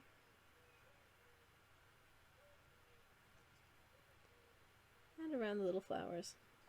Maybe I can try adding a little bit of texture into the branch as well, so it's not quite so just one note like paint color. Make it a little bit more interesting, you know. That might be nice. Some of this line weight is really just kind of disappearing into the paint job, which is mildly annoying, but never mind. We want to hang out with you because you're cool. So there, no you're cool. Thank you, Samantha. That's very nice of you. Thank you.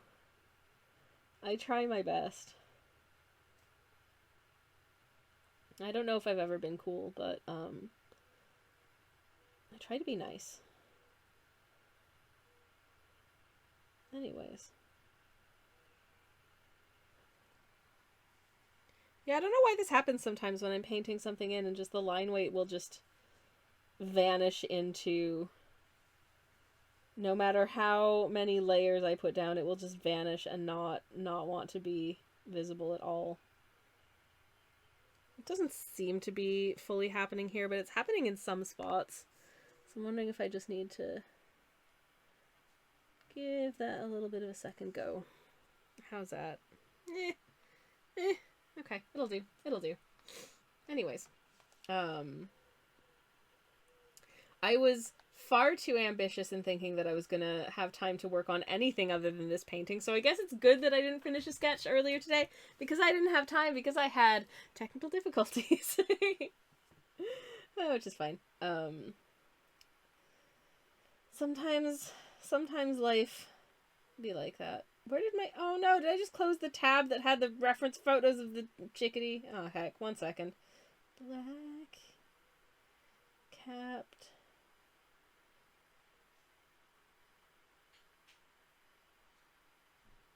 Black capped chickadee, there we go. Chickadees are heckin' cute. I think they're nice.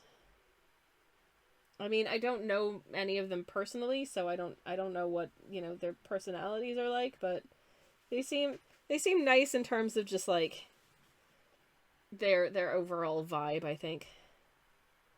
They're very cute. They've got little feet that are cute. They have a very cute call as well.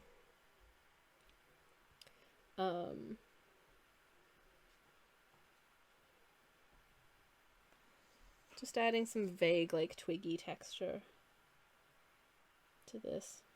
I don't know how visible a lot of it's going to be, but, you know, it's like, I think I've said this before, it's kind of like the way that sometimes you add a seasoning or an ingredient to a dish, knowing entirely well that the dish isn't going to taste of that, but it enhances the other flavors. So even if you can't explicitly really see these textures sticking out when it's done, it's still going to have an impact on the piece overall. Little birdie says, oh, look at this little cutie. Oh, thank you. Thank you, little birdie. That's very kind of you to say.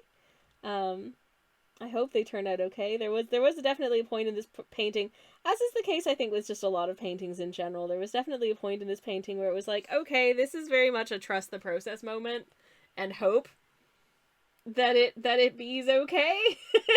But I think it's turning out all right. I hope so anyways. I'm having a nice time. And as always with these sorts of little burbs, I do also find that I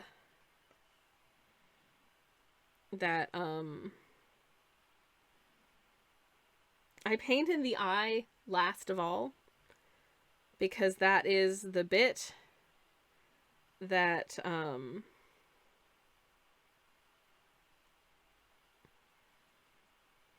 that is the scariest bit, because if you stuff that bit up, the whole thing, the effect of the whole thing is kind of ruined. But I also want to leave it to last because it's the scariest bit. It intimidates me, so I don't want to do it yet. Anyways. I'm gonna just get these little flower stems in here and there where we can see where these flowers are attached to the branches. Do these flowers make sense? I don't know. Shh, it's fine. Don't worry about it.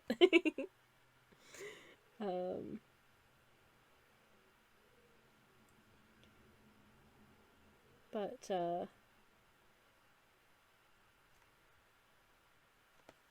yeah, I think we're getting there with this piece. I don't think it's going to take too much more to get it done. But anyways, how are you? How is everybody? How are you? If you've had a day, what sort of day has it been? I hope it's been good. I hope y'all have had good days. My day is, as always, significantly improved by the act of streaming. It's a nice time, in a nice place. Feels real good to do. Now then, these flowers are like a weird gradient of colors. So how on earth am I going to do the line weight for them? Oh no.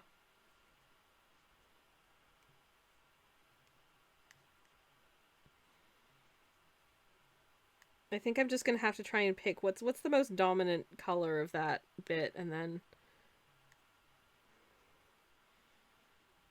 paint them in that, I suppose.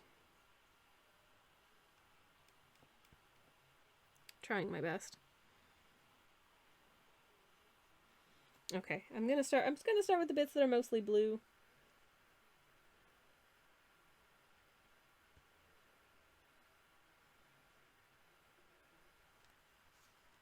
And we'll kind of go from there. I don't know. I kind of wanted to do like a funky little gradient for these flowers. A very subtle bi signaling, I suppose. I slept in very late today, says little birdie, so I'm all discombobulated. Oh my goodness. Oh my goodness, little birdie. I'm sorry to hear of your discombobulation. I hope that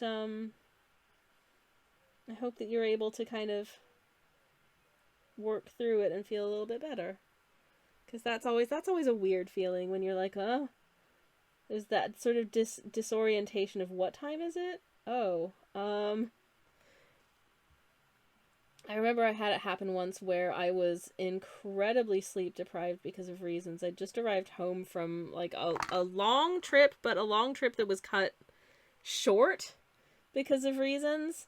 And I had genuinely not really slept at all in several days. And it was about 1 in the afternoon, and I was like, okay, I'm exhausted. I need to go and lie down for just a bit before dinner. And I woke up and it was 9 o'clock, and I was like, oh damn, why didn't they wake me up for dinner? Like, dinner's gonna be done by now. And then I looked out the window and I realized it's 9 in the morning. And I just slept for like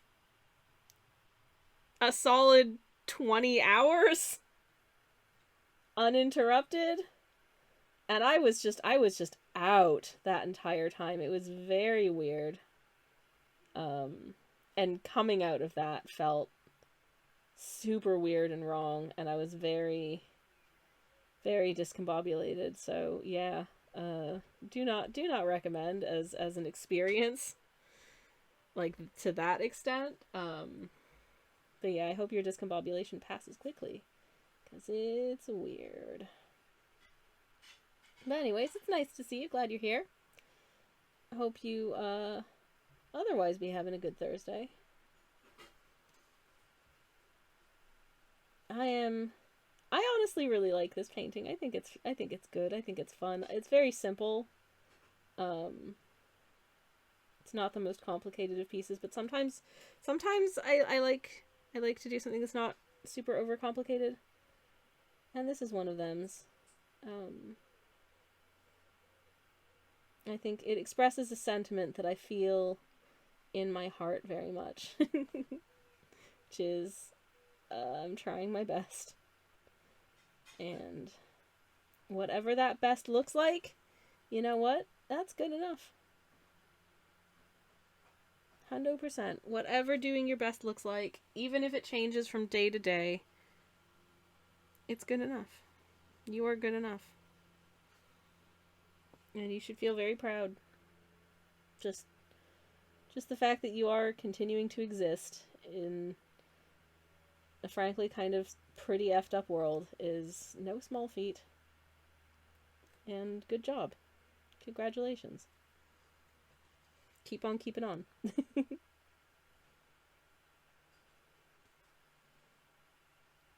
Anyway. There we go. Happy little flowers. And these flowers are happy. They're in good spirits. Maybe they're having panzanella for dinner too. I'm having panzanella for dinner. Looking forward to that. Okay. Cool. Where are some flowers I've missed? Haven't done this one. Okay. And this one.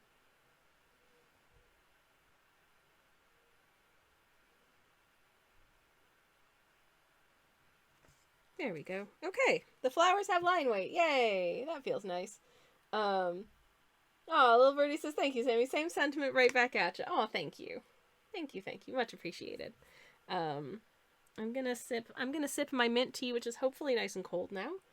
Because I would appreciate some nice and cold. Uh-huh.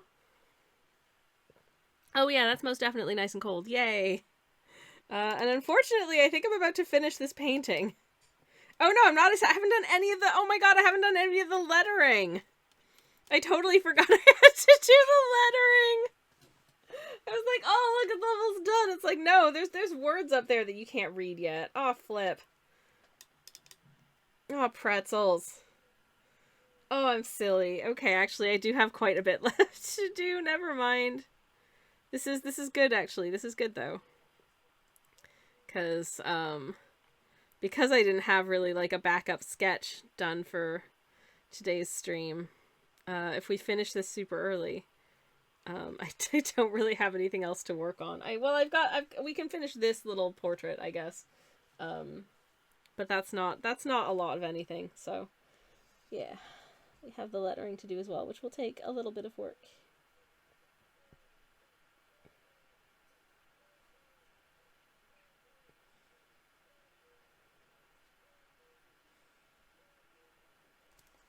Oh, some bird out there is just making so much noise. I don't know which bird it is, but it's making very cute noises. I'm gonna just once again take a little look-see at some chickadees' beaks to make sure I'm vaguely doing the shape correctly, I hope. And I would say it's a resounding kind of.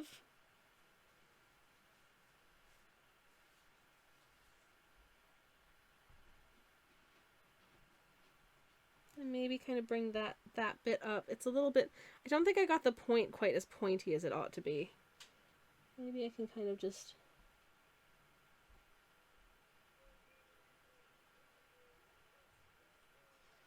Ever so slightly bring it out to somewhat more of a point. Okay, we're getting somewhere, I think. And then, where's the little, okay. So the top beak portion is definitely bigger than the bottom beak portion, so.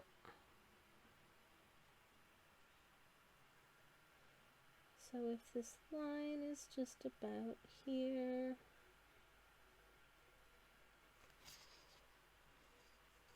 There we go. That's a beak shape. Come on, focus up. Focus up. Look at my horrible hands. Focus. Yes. Beak. Ta-da is beak. Yay. Anyways. Hopefully that worked. Okay. I guess all that's left really is painting in the little eye and then the do I do the lettering and then the eye or the eye and then the lettering? I don't know. I don't know what to. I think I'm going to do the lettering first because I'm just really scared that I'm going to mess up this bird's eye. And so for that, I'm going to take some black, but I'm going to add some of the turquoise. Because I want it to be sort of a nice dark green to kind of, to blend in, but significantly darker enough and a little bit more muted that it works, that it's nice and visible. Jill, hello! Jill says, beauteous beak. Oh, thank you very much indeed. That's very kind. How's it going, Jill? It is lovely to see you. Welcome on in. Hello, hello. Alright, so that's almost a little too bright, so I'm gonna add a touch of my racing green to it. And see if that's gonna be a deep enough green. How are we doing? Yeah, I think that should do for starters. I can always kind of layer it up if it's not looking dark enough. I'm doing well, thank you. Yay, glad to hear it, Jill. Hell yeah. Samantha says, this bird's eye is the art version of the Traitor Lord. Sammy will do anything to avoid doing it. Listen. We will get to the Traitor Lord very soon in our Hollow Knight neglect slash let's rescue cloth achievement run. I promise we are close to getting there. But the other thing is, once I've done that, I'm gonna probably stream something other than Hollow Knight next time. Um, and I realize that I've streamed so much Hollow Knight on Friday mornings that I feel like that's kind of what people are used to, and I'm scared that people are gonna be like, "Oh, this isn't Hollow Knight," and then leave. But yeah. Ooh, Jill says, I'm going to be going on an adventure with my bestie today, so I'm excited about that. Oh, that's awesome. I hope you have a wonderful time. That's rad. Jill says, hope you've been well and enjoyed that pasta you were talking about last time. Oh, I can tell you right now the pasta was divine. Absolutely delightful. Had a lovely time with the pasta. Tonight's dinner, in case you're wondering, is a panzanella. I've got a lovely ciabatta. A lovely day-old ciabatta, of course. And also some very, very nice cherry tomatoes. Somewhat locally grown, which I think always makes for a better tomato. So I'm happy with that. And yeah, I think that'll be nice. And also my preferred olive oil, which in this case is garlic infused. So it's gonna be pretty nice, I think. Ciabatta is the best bread, says Jill. It's so chewy. It's gonna have, I think, a very nice crumb for this salad. So I'm looking forward to it. I mean, how could you possibly go wrong? It's like a good bread. It's a good tomato. It's a good olive oil. It's a little sprinkling of good salt. I'm happy with all that. I'm T. This is turning out okay, I think. I think it's the letters are visible, I hope. I hope the letters are visible. I hope the letters are visible. I think this is a good thing for this burb to be expressing in particular. They have the vibe of a bird that's trying their best, I think. Anti-vampire oil, says Samantha. I love garlic, says Chris. Hell yeah. It's true you'd keep the vamps away, says Jill. I know. Which actually kind of makes me sad because I love vampires. Apart from having like a very well established taste for garlic, I find vampires okay, and I'm vegetarian. But apart from that, I find vampires very relatable. What with the whole like extreme sensitivity to sunlight, needing to be explicitly invited. That is a thing. You know, if you're just like, if for instance you're like, yeah, we're just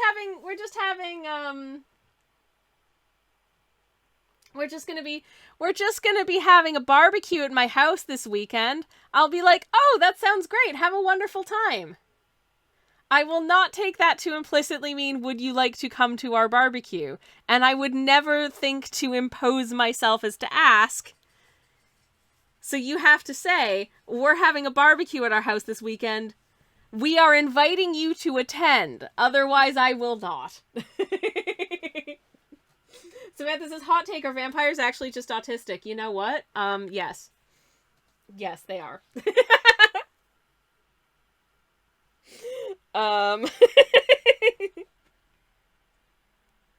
And I say this as someone who has, I think I've got about 5 sentences of a short story that is just a vampire goes to their autism assessment. And had to go to great lengths to find someone who would do it after dark. Anyways, but yes, I think vampires are actually just autistic. It explains a lot. I relate, the sun is my enemy, says Jill. It's just, you know what, I understand that the sun is important for, like, the continued existence of the earth and all that jazz, but man, it is just awful. A deeply annoying presence in my life, and I don't like it. Do you love vampires enough to give up garlic, says Samantha. It is a tough choice. It is a tough choice. Also, I don't super love the taste of blood. And I realize that that statement implies that, you know, I've consumed... And yes, I have, because sometimes, you know... If you've ever gotten a new toothbrush and the bristles are too harsh and one of them just stabs up into your gum and then it bleeds, you know.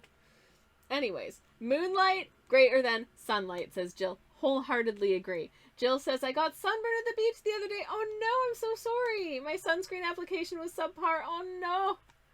Oh no. And, you know, sometimes sunscreen is good. Sunscreen is important. Please wear sunscreen. But also, sunscreen is fallible. And, you can still get burnt. And I'm so sorry to hear that.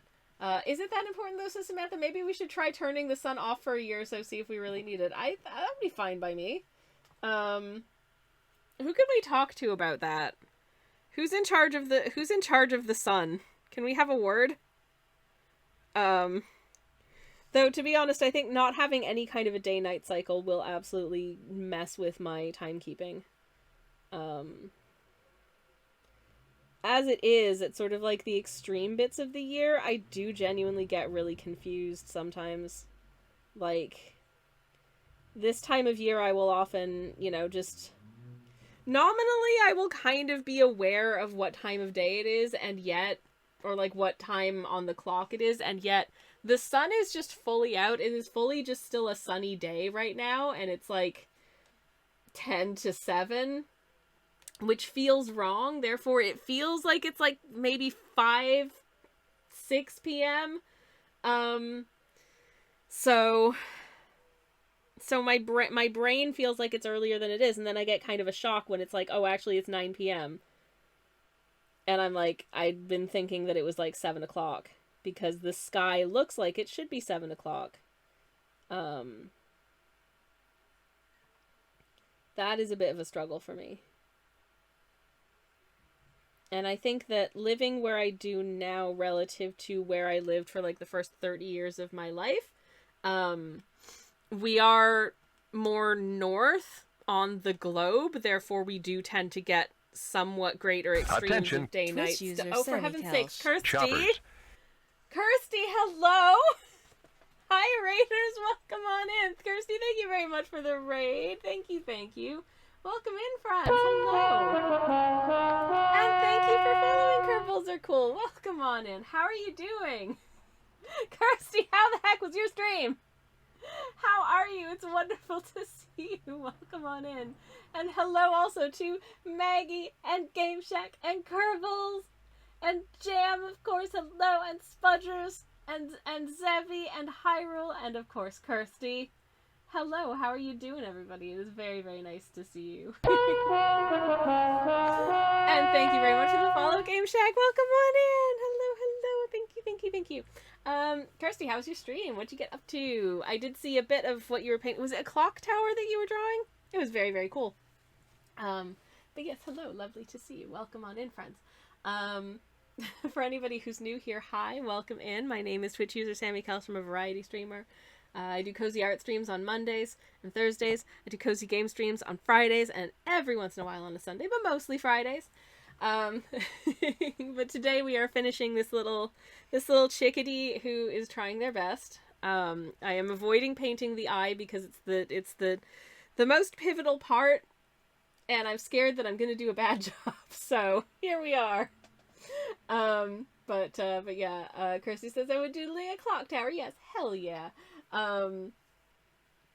Stream was fun and chill. Glad to hear it. But yeah, let me get a shout out for Kirsty in the chat. If you're not familiar with the lovely Kirsty Arts, you should probably go correct that, because Kirsty is lovely. She's very cool and very smart and has very good opinions and does really, really lovely art as well and is very nice to hang out with. And also plays this game that you may have heard of if you hang out here called Hollow Knight. It's a little indie game. You probably haven't heard of it, but anyways, Kerbal, thank you very much for the lurk. I much appreciate it. And I might just take you on a brief little tour of some of my recent artwork for anyone who's new here and wants to see what my art looks like when it's done. Hello. This is some hamsters. This is some gay hamsters on a bike that I painted. I think, was it last week that we painted this? I think it was last week that we painted this. But yes, these hamsters are in love, and they live together, and they share a room, and they're gay, and they're Victorian lady cyclists, because that is my kind of vibe, I guess. I don't know. I'd never really painted hamsters before, so that was a fun adventure. What else have I done recently? Oh, this that I did recently off stream, that was just a little coziness for funsies. Ooh. Also this, which I did not do on stream at all, because I sketched this while I was on holiday, but damn it, I think it's kind of cute. It's just, this was like a 20-minute tops sketch, of just a little, like, treehouse bird bicycle situation. Bicycles are hard to draw, because I don't understand how bicycle engineering works, but anyways, that's some representative examples-ish of the kind of gubbins that we get up to, but, yeah, we're working on a chickadee today, and this chickadee is trying their best, and so am I. So, yeah, anyways, let me get another shout-out for Kirsty, because Kirsty's great. And I can do two different kinds of shout-out, so... Kirsty Arts, I can spell! Yay! Anyways, how is everyone? How are your Thursdays going? I hope you're having beautiful weeks, and beautiful days, and that the weather is comfortable where you are, and that you're having a nice time in general, that, I hope you're hydrating, to which end I'm gonna hydrate as well with one of my teas. This is a Christmas tea, actually, because but it's like a spiced cranberry situation. It's very pleasant. I mostly just wanted to make a tea that it wasn't something that I like to put milk in, because I do have a bit of the reasonably recent lactose intolerance. Which means, I kind of want to avoid getting too into overwhelming myself with dairy. And I've already had 2 cups of coffee, so, safety. Anyways, if you're not familiar with Kirsty, go follow, and also check out Kirsty's art, because it's really, really good. This is the last piece that she for Hollow Knight Art Month, which was a whole month of Hollow Knight art, and it was all really, really lovely, and you should check it out.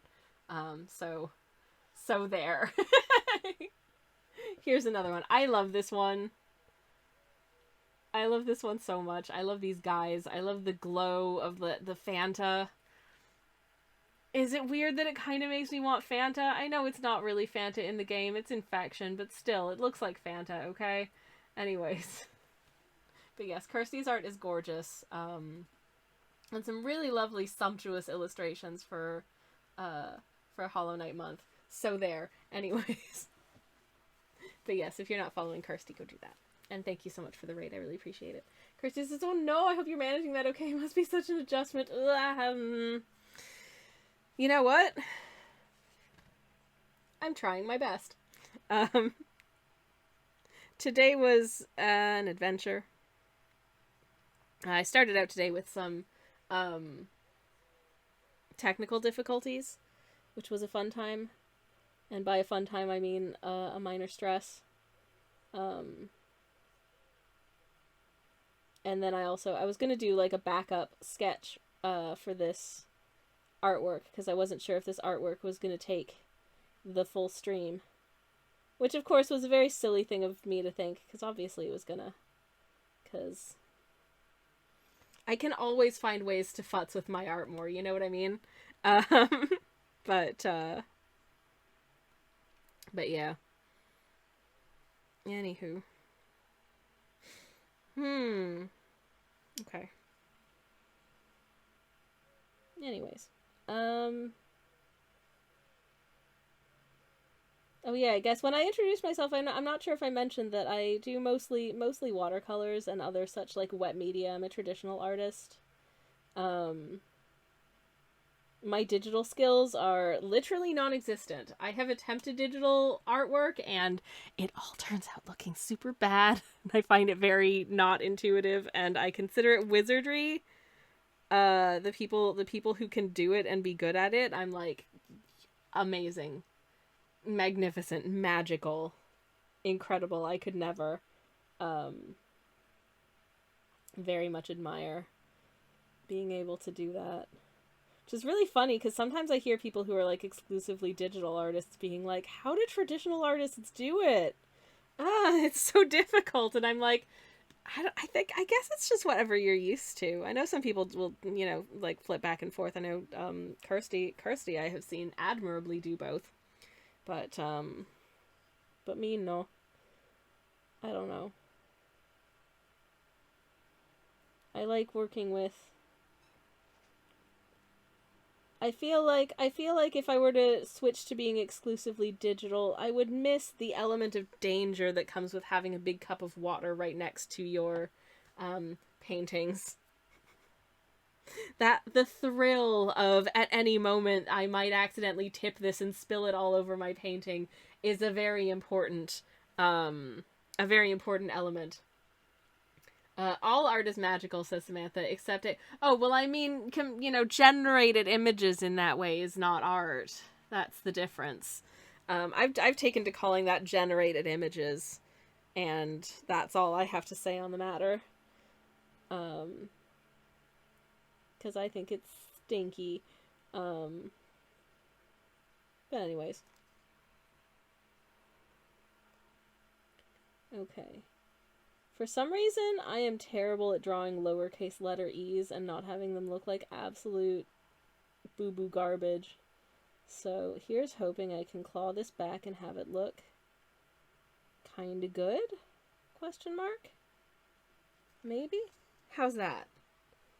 I think it's fine. The adrenaline rush of possibly spilling your ink is only rivaled with the risk of dropping my iPad. Okay, that's true. That is also scary. Oh no.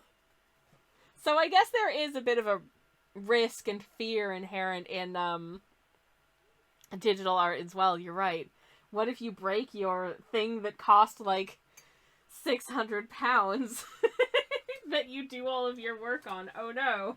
Well, now I'm scared about that. That reminds me, we were talking about vampires earlier, and I just wanted to bring up this. I haven't had a chance to use this ink yet. It doesn't really feel very seasonally summer, but I bought this ink when I was in the center of town. We have this beautiful stationery shop that sells really cool stuff. It's where I got my like scented inks. Like this is my lavender scented ink, which are really fun to work with. The scent fades pretty quickly when it actually dries down on the page, but working with it, you're like, yep, that's lavender. It's wacky. Anyways. Oh, if your file gets corrupted and you didn't back it up. That's why you've always got to back up. Always got to back up. Oh my goodness. No, heck. Oh. I'm not even working on a digital piece and now I feel nervous about that. Please, if you're working on something in any form on a computer and you haven't saved and backed it up in a while, this is your sign to do that. Please and thank you. Werewolf blood. I got myself some werewolf blood. And I'm so excited about werewolf blood. It's gorgeous. Look at this. Look at this. It's so good. You can kind of where it's kind of like where the light's catching it, you can kind of see the richness of this color. It is sumptuous and oh my goodness, I'm very excited to do something with werewolf blood. Don't know what yet, but here we are. Werewolf blood. Anyways, Samantha says, Sammy, I associate with vampires. Also, Sammy, I bought some werewolf blood. Well, how could I... Listen, how could I not? that being said, just FYI, as far as I know, this is vegan, so no werewolves were harmed in the production of Werewolf Blood Inc. I did check. But yeah, I just think it's neat. I'm really hoping that it's gonna look cool. I'm sure it will.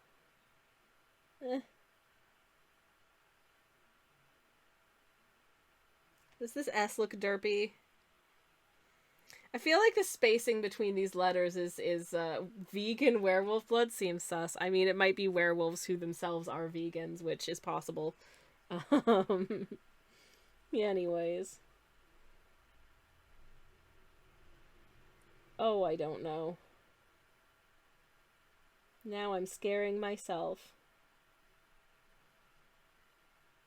But like I said, I did just buy it from, like, a stationery shop in the center of town, so who knows. Do you have a small medieval hamlet near you, asks Art Rex. Werewolf's blood could be used to make more werewolves. Ooh. Kirsty says, I gotta go lurkies, but much love, you're the best. No, you're the best, and much love to you too, Kirsty, and thank you again for the raid. Have a lovely, lovely lurk. And thank you so much. Samantha says, also, I just had someone knock on the door asking if I know of any I'm sorry, what? You had some... Okay, Samantha says... She says, I just had someone knock on the door asking if I know of any Polish people in the area. And what the actual fuck... Yeah, that is a bizarre question. Were they looking for, like, a specific person? Maybe they're looking for a specific person, but they can't remember, like, their surname. And... I don't know, maybe this person has a Polish surname that is especially difficult for English speakers to pronounce, which is possible because Polish is a very different language to English. I think it's a lovely language, and I think there's a lot of cool place names in Poland. Anyways, Kerbal, hi, you know me, I'm Polish, right? Maybe you should go talk to that person that was just at Samantha's door. It is kind of off that they don't know where they live if they know them. Yeah, that's a really weird, just to go to a random person's house, knock on the door, and ask if there are if you know of any Polish people who live nearby. That's really weird. That's really weird. Well, I hope if they're looking for their friend that they find them, but presumably if they're looking for their friend, they know what their friend's name is. And they should conceivably know which house their friends is. That's so weird. That's so weird. I want to say good luck with that to them, but honestly, I don't know. That's really weird. That's really weird. They didn't give any indication of why, I suppose. Weird. Very weird. Okay, anyways, so I think those letters are lettered. I think I should just go back to never answering the door when I'm not expecting anyone. You know what? That's my preferred policy. Unfortunately, we do get a lot of deliveries, and I am genuinely very sort of put off and confused when people come to the door and they're not a delivery person. You know, I had someone, because there's an election coming up in this country. I do hope that you have registered to vote if you are eligible to do so and live in the UK or are a British person, because the deadline for registering to vote has passed. So hopefully you are registered and can go do a vote. And remember, they do make you bring some sort of ID now, so please bring ID if you are going to be voting in this election as well.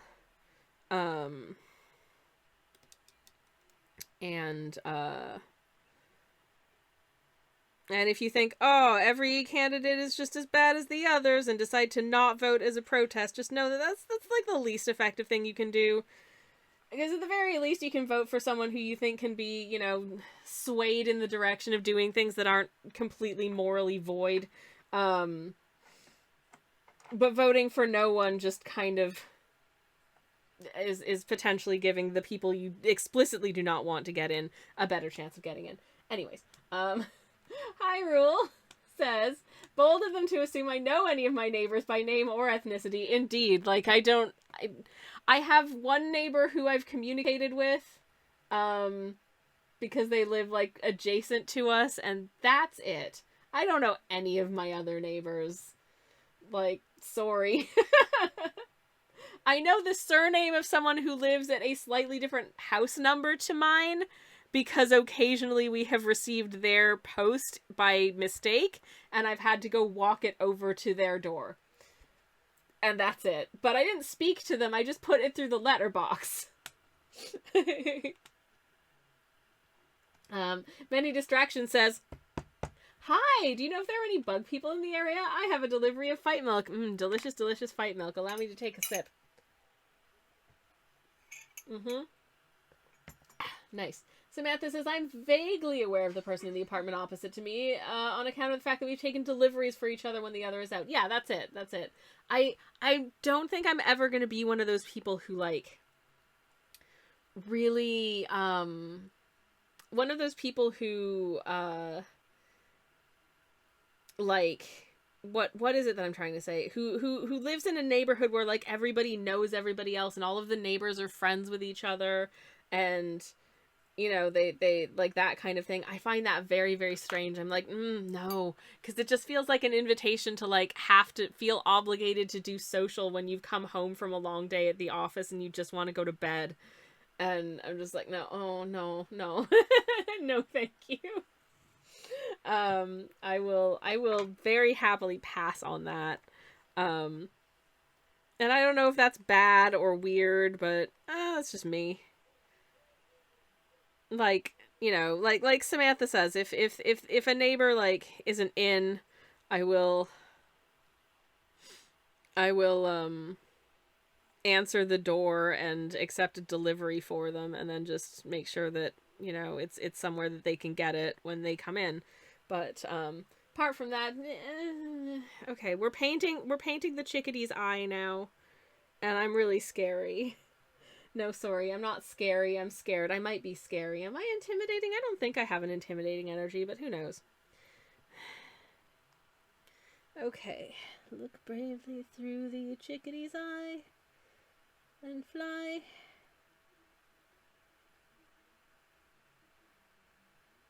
I don't know what made me think of Through the Dragon's Eye, but now I'm thinking of Through the Dragon's Eye. If you don't know what Through the Dragon's Eye is, I'm pretty sure the whole thing is on YouTube. I'm not gonna say that it's good, but it's certainly something. Oh, this is my hand wants to. Hi, scared. I'm distractions. Hi, distractions. I'm scared. I think you might be a little too small to be properly intimidating, says Samantha. I'm honestly okay with that. Okay.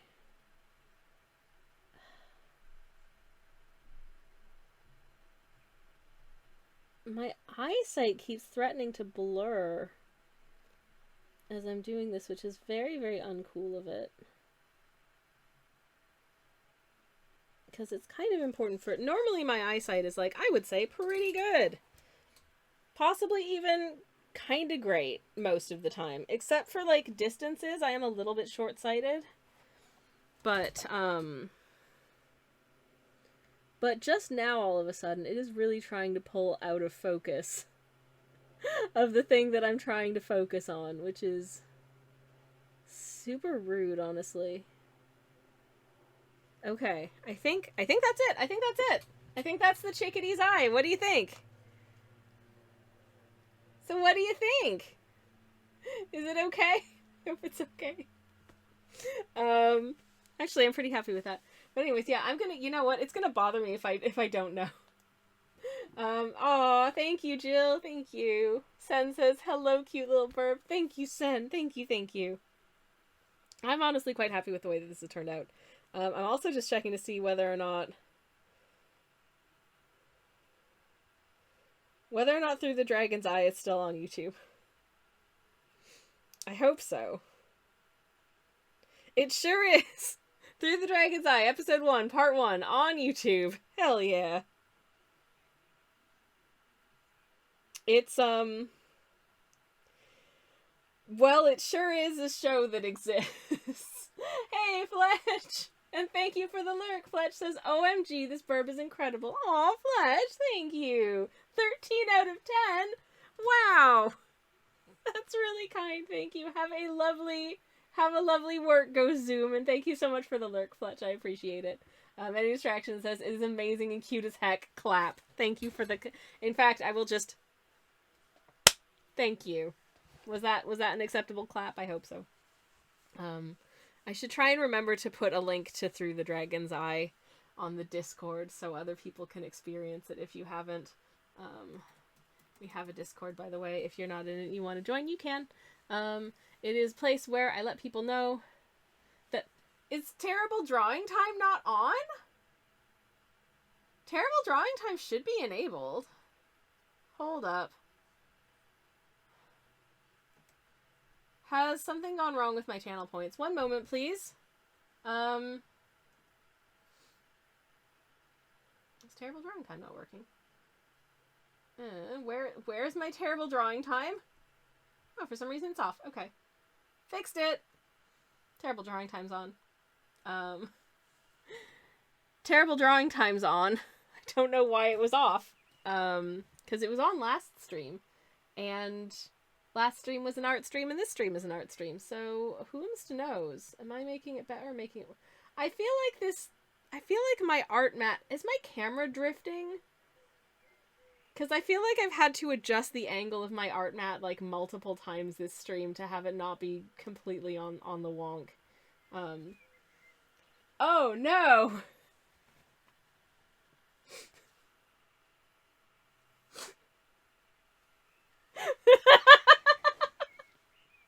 Samantha's redeemed a Terrible Drawing Time. And before I finish and sign off on this painting, I'm gonna have to do Terrible Drawing Time. So allow me to get the Terrible Drawing Time canvas. Oh, wow, I have done something to my spine. Ow. Oof. Okay.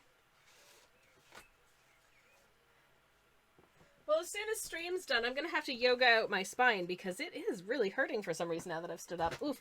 A heroic Ekans named Dilos. This is an interesting, and I think I see what you're doing. And that's very exciting and fun. I'm going to quickly grab my eraser because my eraser is in the other room. One moment, please. Oh, boy. It's Terrible Drawing Time. Yay. Right. There's one, and... Aha! Terrible Drawing Pencil. Please, everyone, enjoy. My pencil is 2 inches long. My pencil is 2 inches long. It's probably it's getting close to retirement time for this pencil, I think, but there's a little bit left in it, so we'll try our best. I'm pretty sure that Ekans, or Ekans, I'm not sure, is, at least I think, is a Pokemon? Am I right in thinking this? Am I right in thinking this? I think it is. I think it is. But I also see what Samantha did here. With this name. So let me just get the timer up. Let me just get my where is my timer? Where is my timer? Do. That's an alarm. Okay.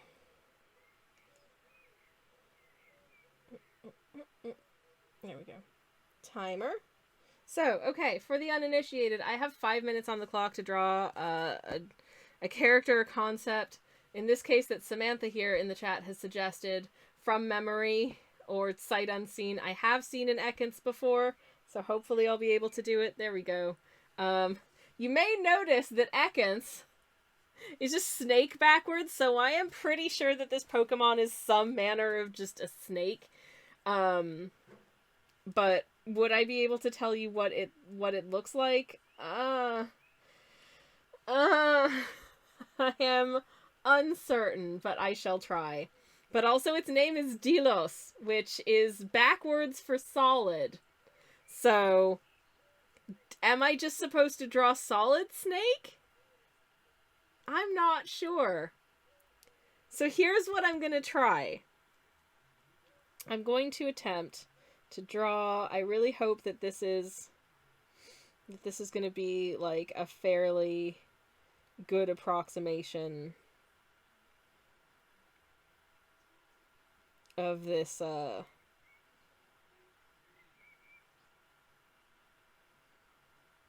Pokemon. I don't know, like, what do the Pokemon's eyes look like? I don't know. I'm gonna give it sort of nice, big, cute, cartoony eyes. Because why not? There we go. there's so stupid already. Oh no. Oh no. And then little snaky snoots. And then, but then also, oh no, but it's also...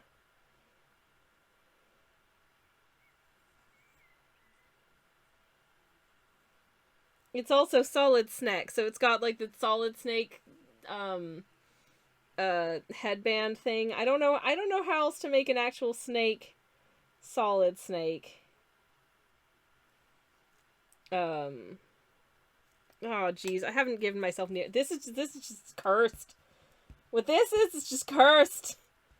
Oh no! Everything is going horribly here. Okay. I think I've made its head way too big. And then its snaky body is just gonna go like this. And it's got a little doodad on the end, like one of these. Oh, look at, get a load of this super cool Solid Snake. This is... Does he have, like, an eye patch? Should I have given him an eye patch? I feel like Solid Snake has an eye patch. I feel like I'm remembering that right. Hold up. Also, its head is just way too big for its body. So I'm just gonna delete. I'm deleting my art. We're starting over with a slightly less horrifically unrealistic head size. If I can.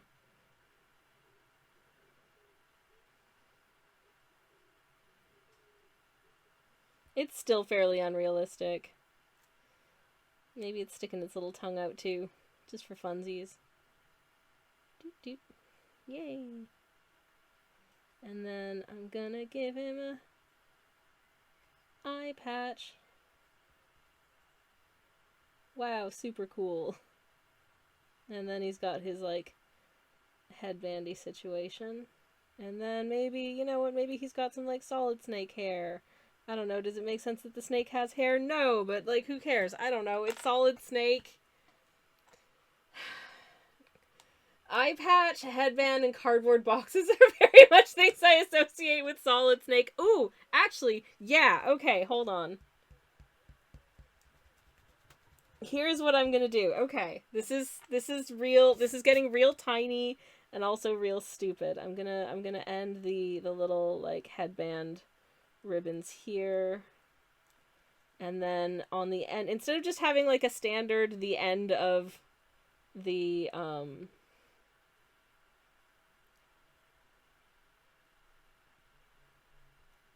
it's a cardboard box. And it's wrapped up with some packing tape there. There we go. It's a little cardboard box on the end of his tail. Okay, that's a neat snack. Is it good? Your mileage may vary, but Samantha, I hope you're happy. It's Solid Snake, the most cursed Pokemon to ever exist. I'm so sorry. But also I made the rattle on the end of the snake's tail a cardboard box, which I feel like, I don't know what else I could have done with that, so I hope you like it. And that's the end of Terrible Drawing Time. There we go. It's done. Okay, go away. Anyways, so that's that. I hope Samantha says perfect. Oh, good. Well, I'm glad you're happy. And I'm happy you're glad. Oh my goodness gracious. Can you believe? That was very silly. But thank you for that Terrible Drawing Time request. That was very fun. Now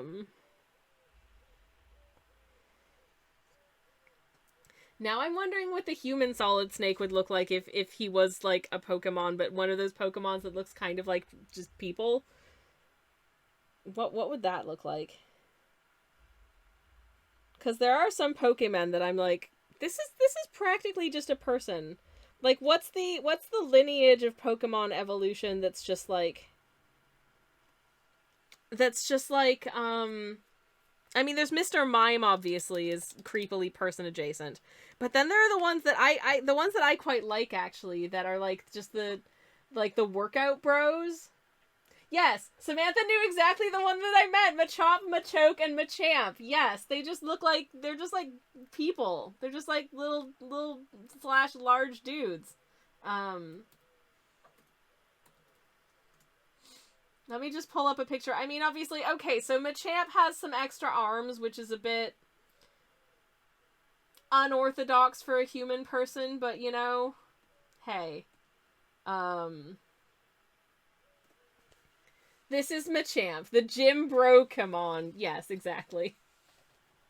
I mean, like, he's just a guy. He's just like a dude. He's got like a six-pack and big pecs and big shoulder muscles and strong arms and legs.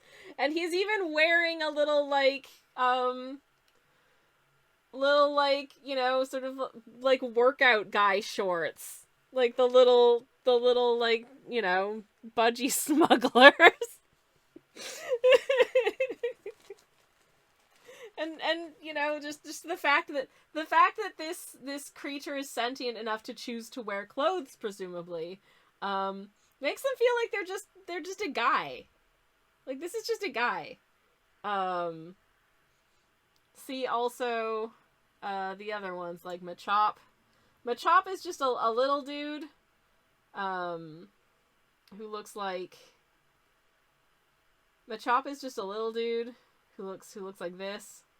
But still kind of just looks like a guy. Like, that's a human hand. That is just a human hand. Here's the full evolution set. With Machop and Machoke and Machamp. They're all just little guys. What the heck? Can I make the picture bigger? There we go. Like, these are just dudes. I think especially like the two greater evolutions, because they actually put clothes on as they evolve.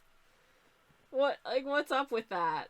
I don't know, but certainly even Machop has effectively just like a human fist there. The world of Pokemon is baffling to me. I've played one Pokemon almost all of the way through, and that's it. Because I'm very confused. I think they're neat. I think it's fun. But I'm very confused by it. And on that note, we're finished this art, so I think I'm gonna go cook dinner. And I'm gonna thank y'all for hanging out with me today. It's been a day, but I've had a really nice time painting with y'all and chatting and doing all that jazz. My back hurts now, and I really want to go eat panzanella, so I'm gonna call it there. And thank you very much indeed for hanging out with me. It's been cool. I will be back tomorrow morning playing some Hollow Knight. And if you feel like hanging out then, that'd be rad too. Chris says, they need the pants. Championship belts alone would look stupid. It would look kind of weird if they were naked apart from a championship belt. You're right, Chris. You are right. Maybe that's what's going on. I don't know. Samantha says, I love how people complain about modern Pokemon designs, but then there's Gen 1 where they just have a guy, some slime, a ball. You're not wrong, Samantha. There are some like just excellent designs. And I love all of them. But some of them are just a guy or like a sphere.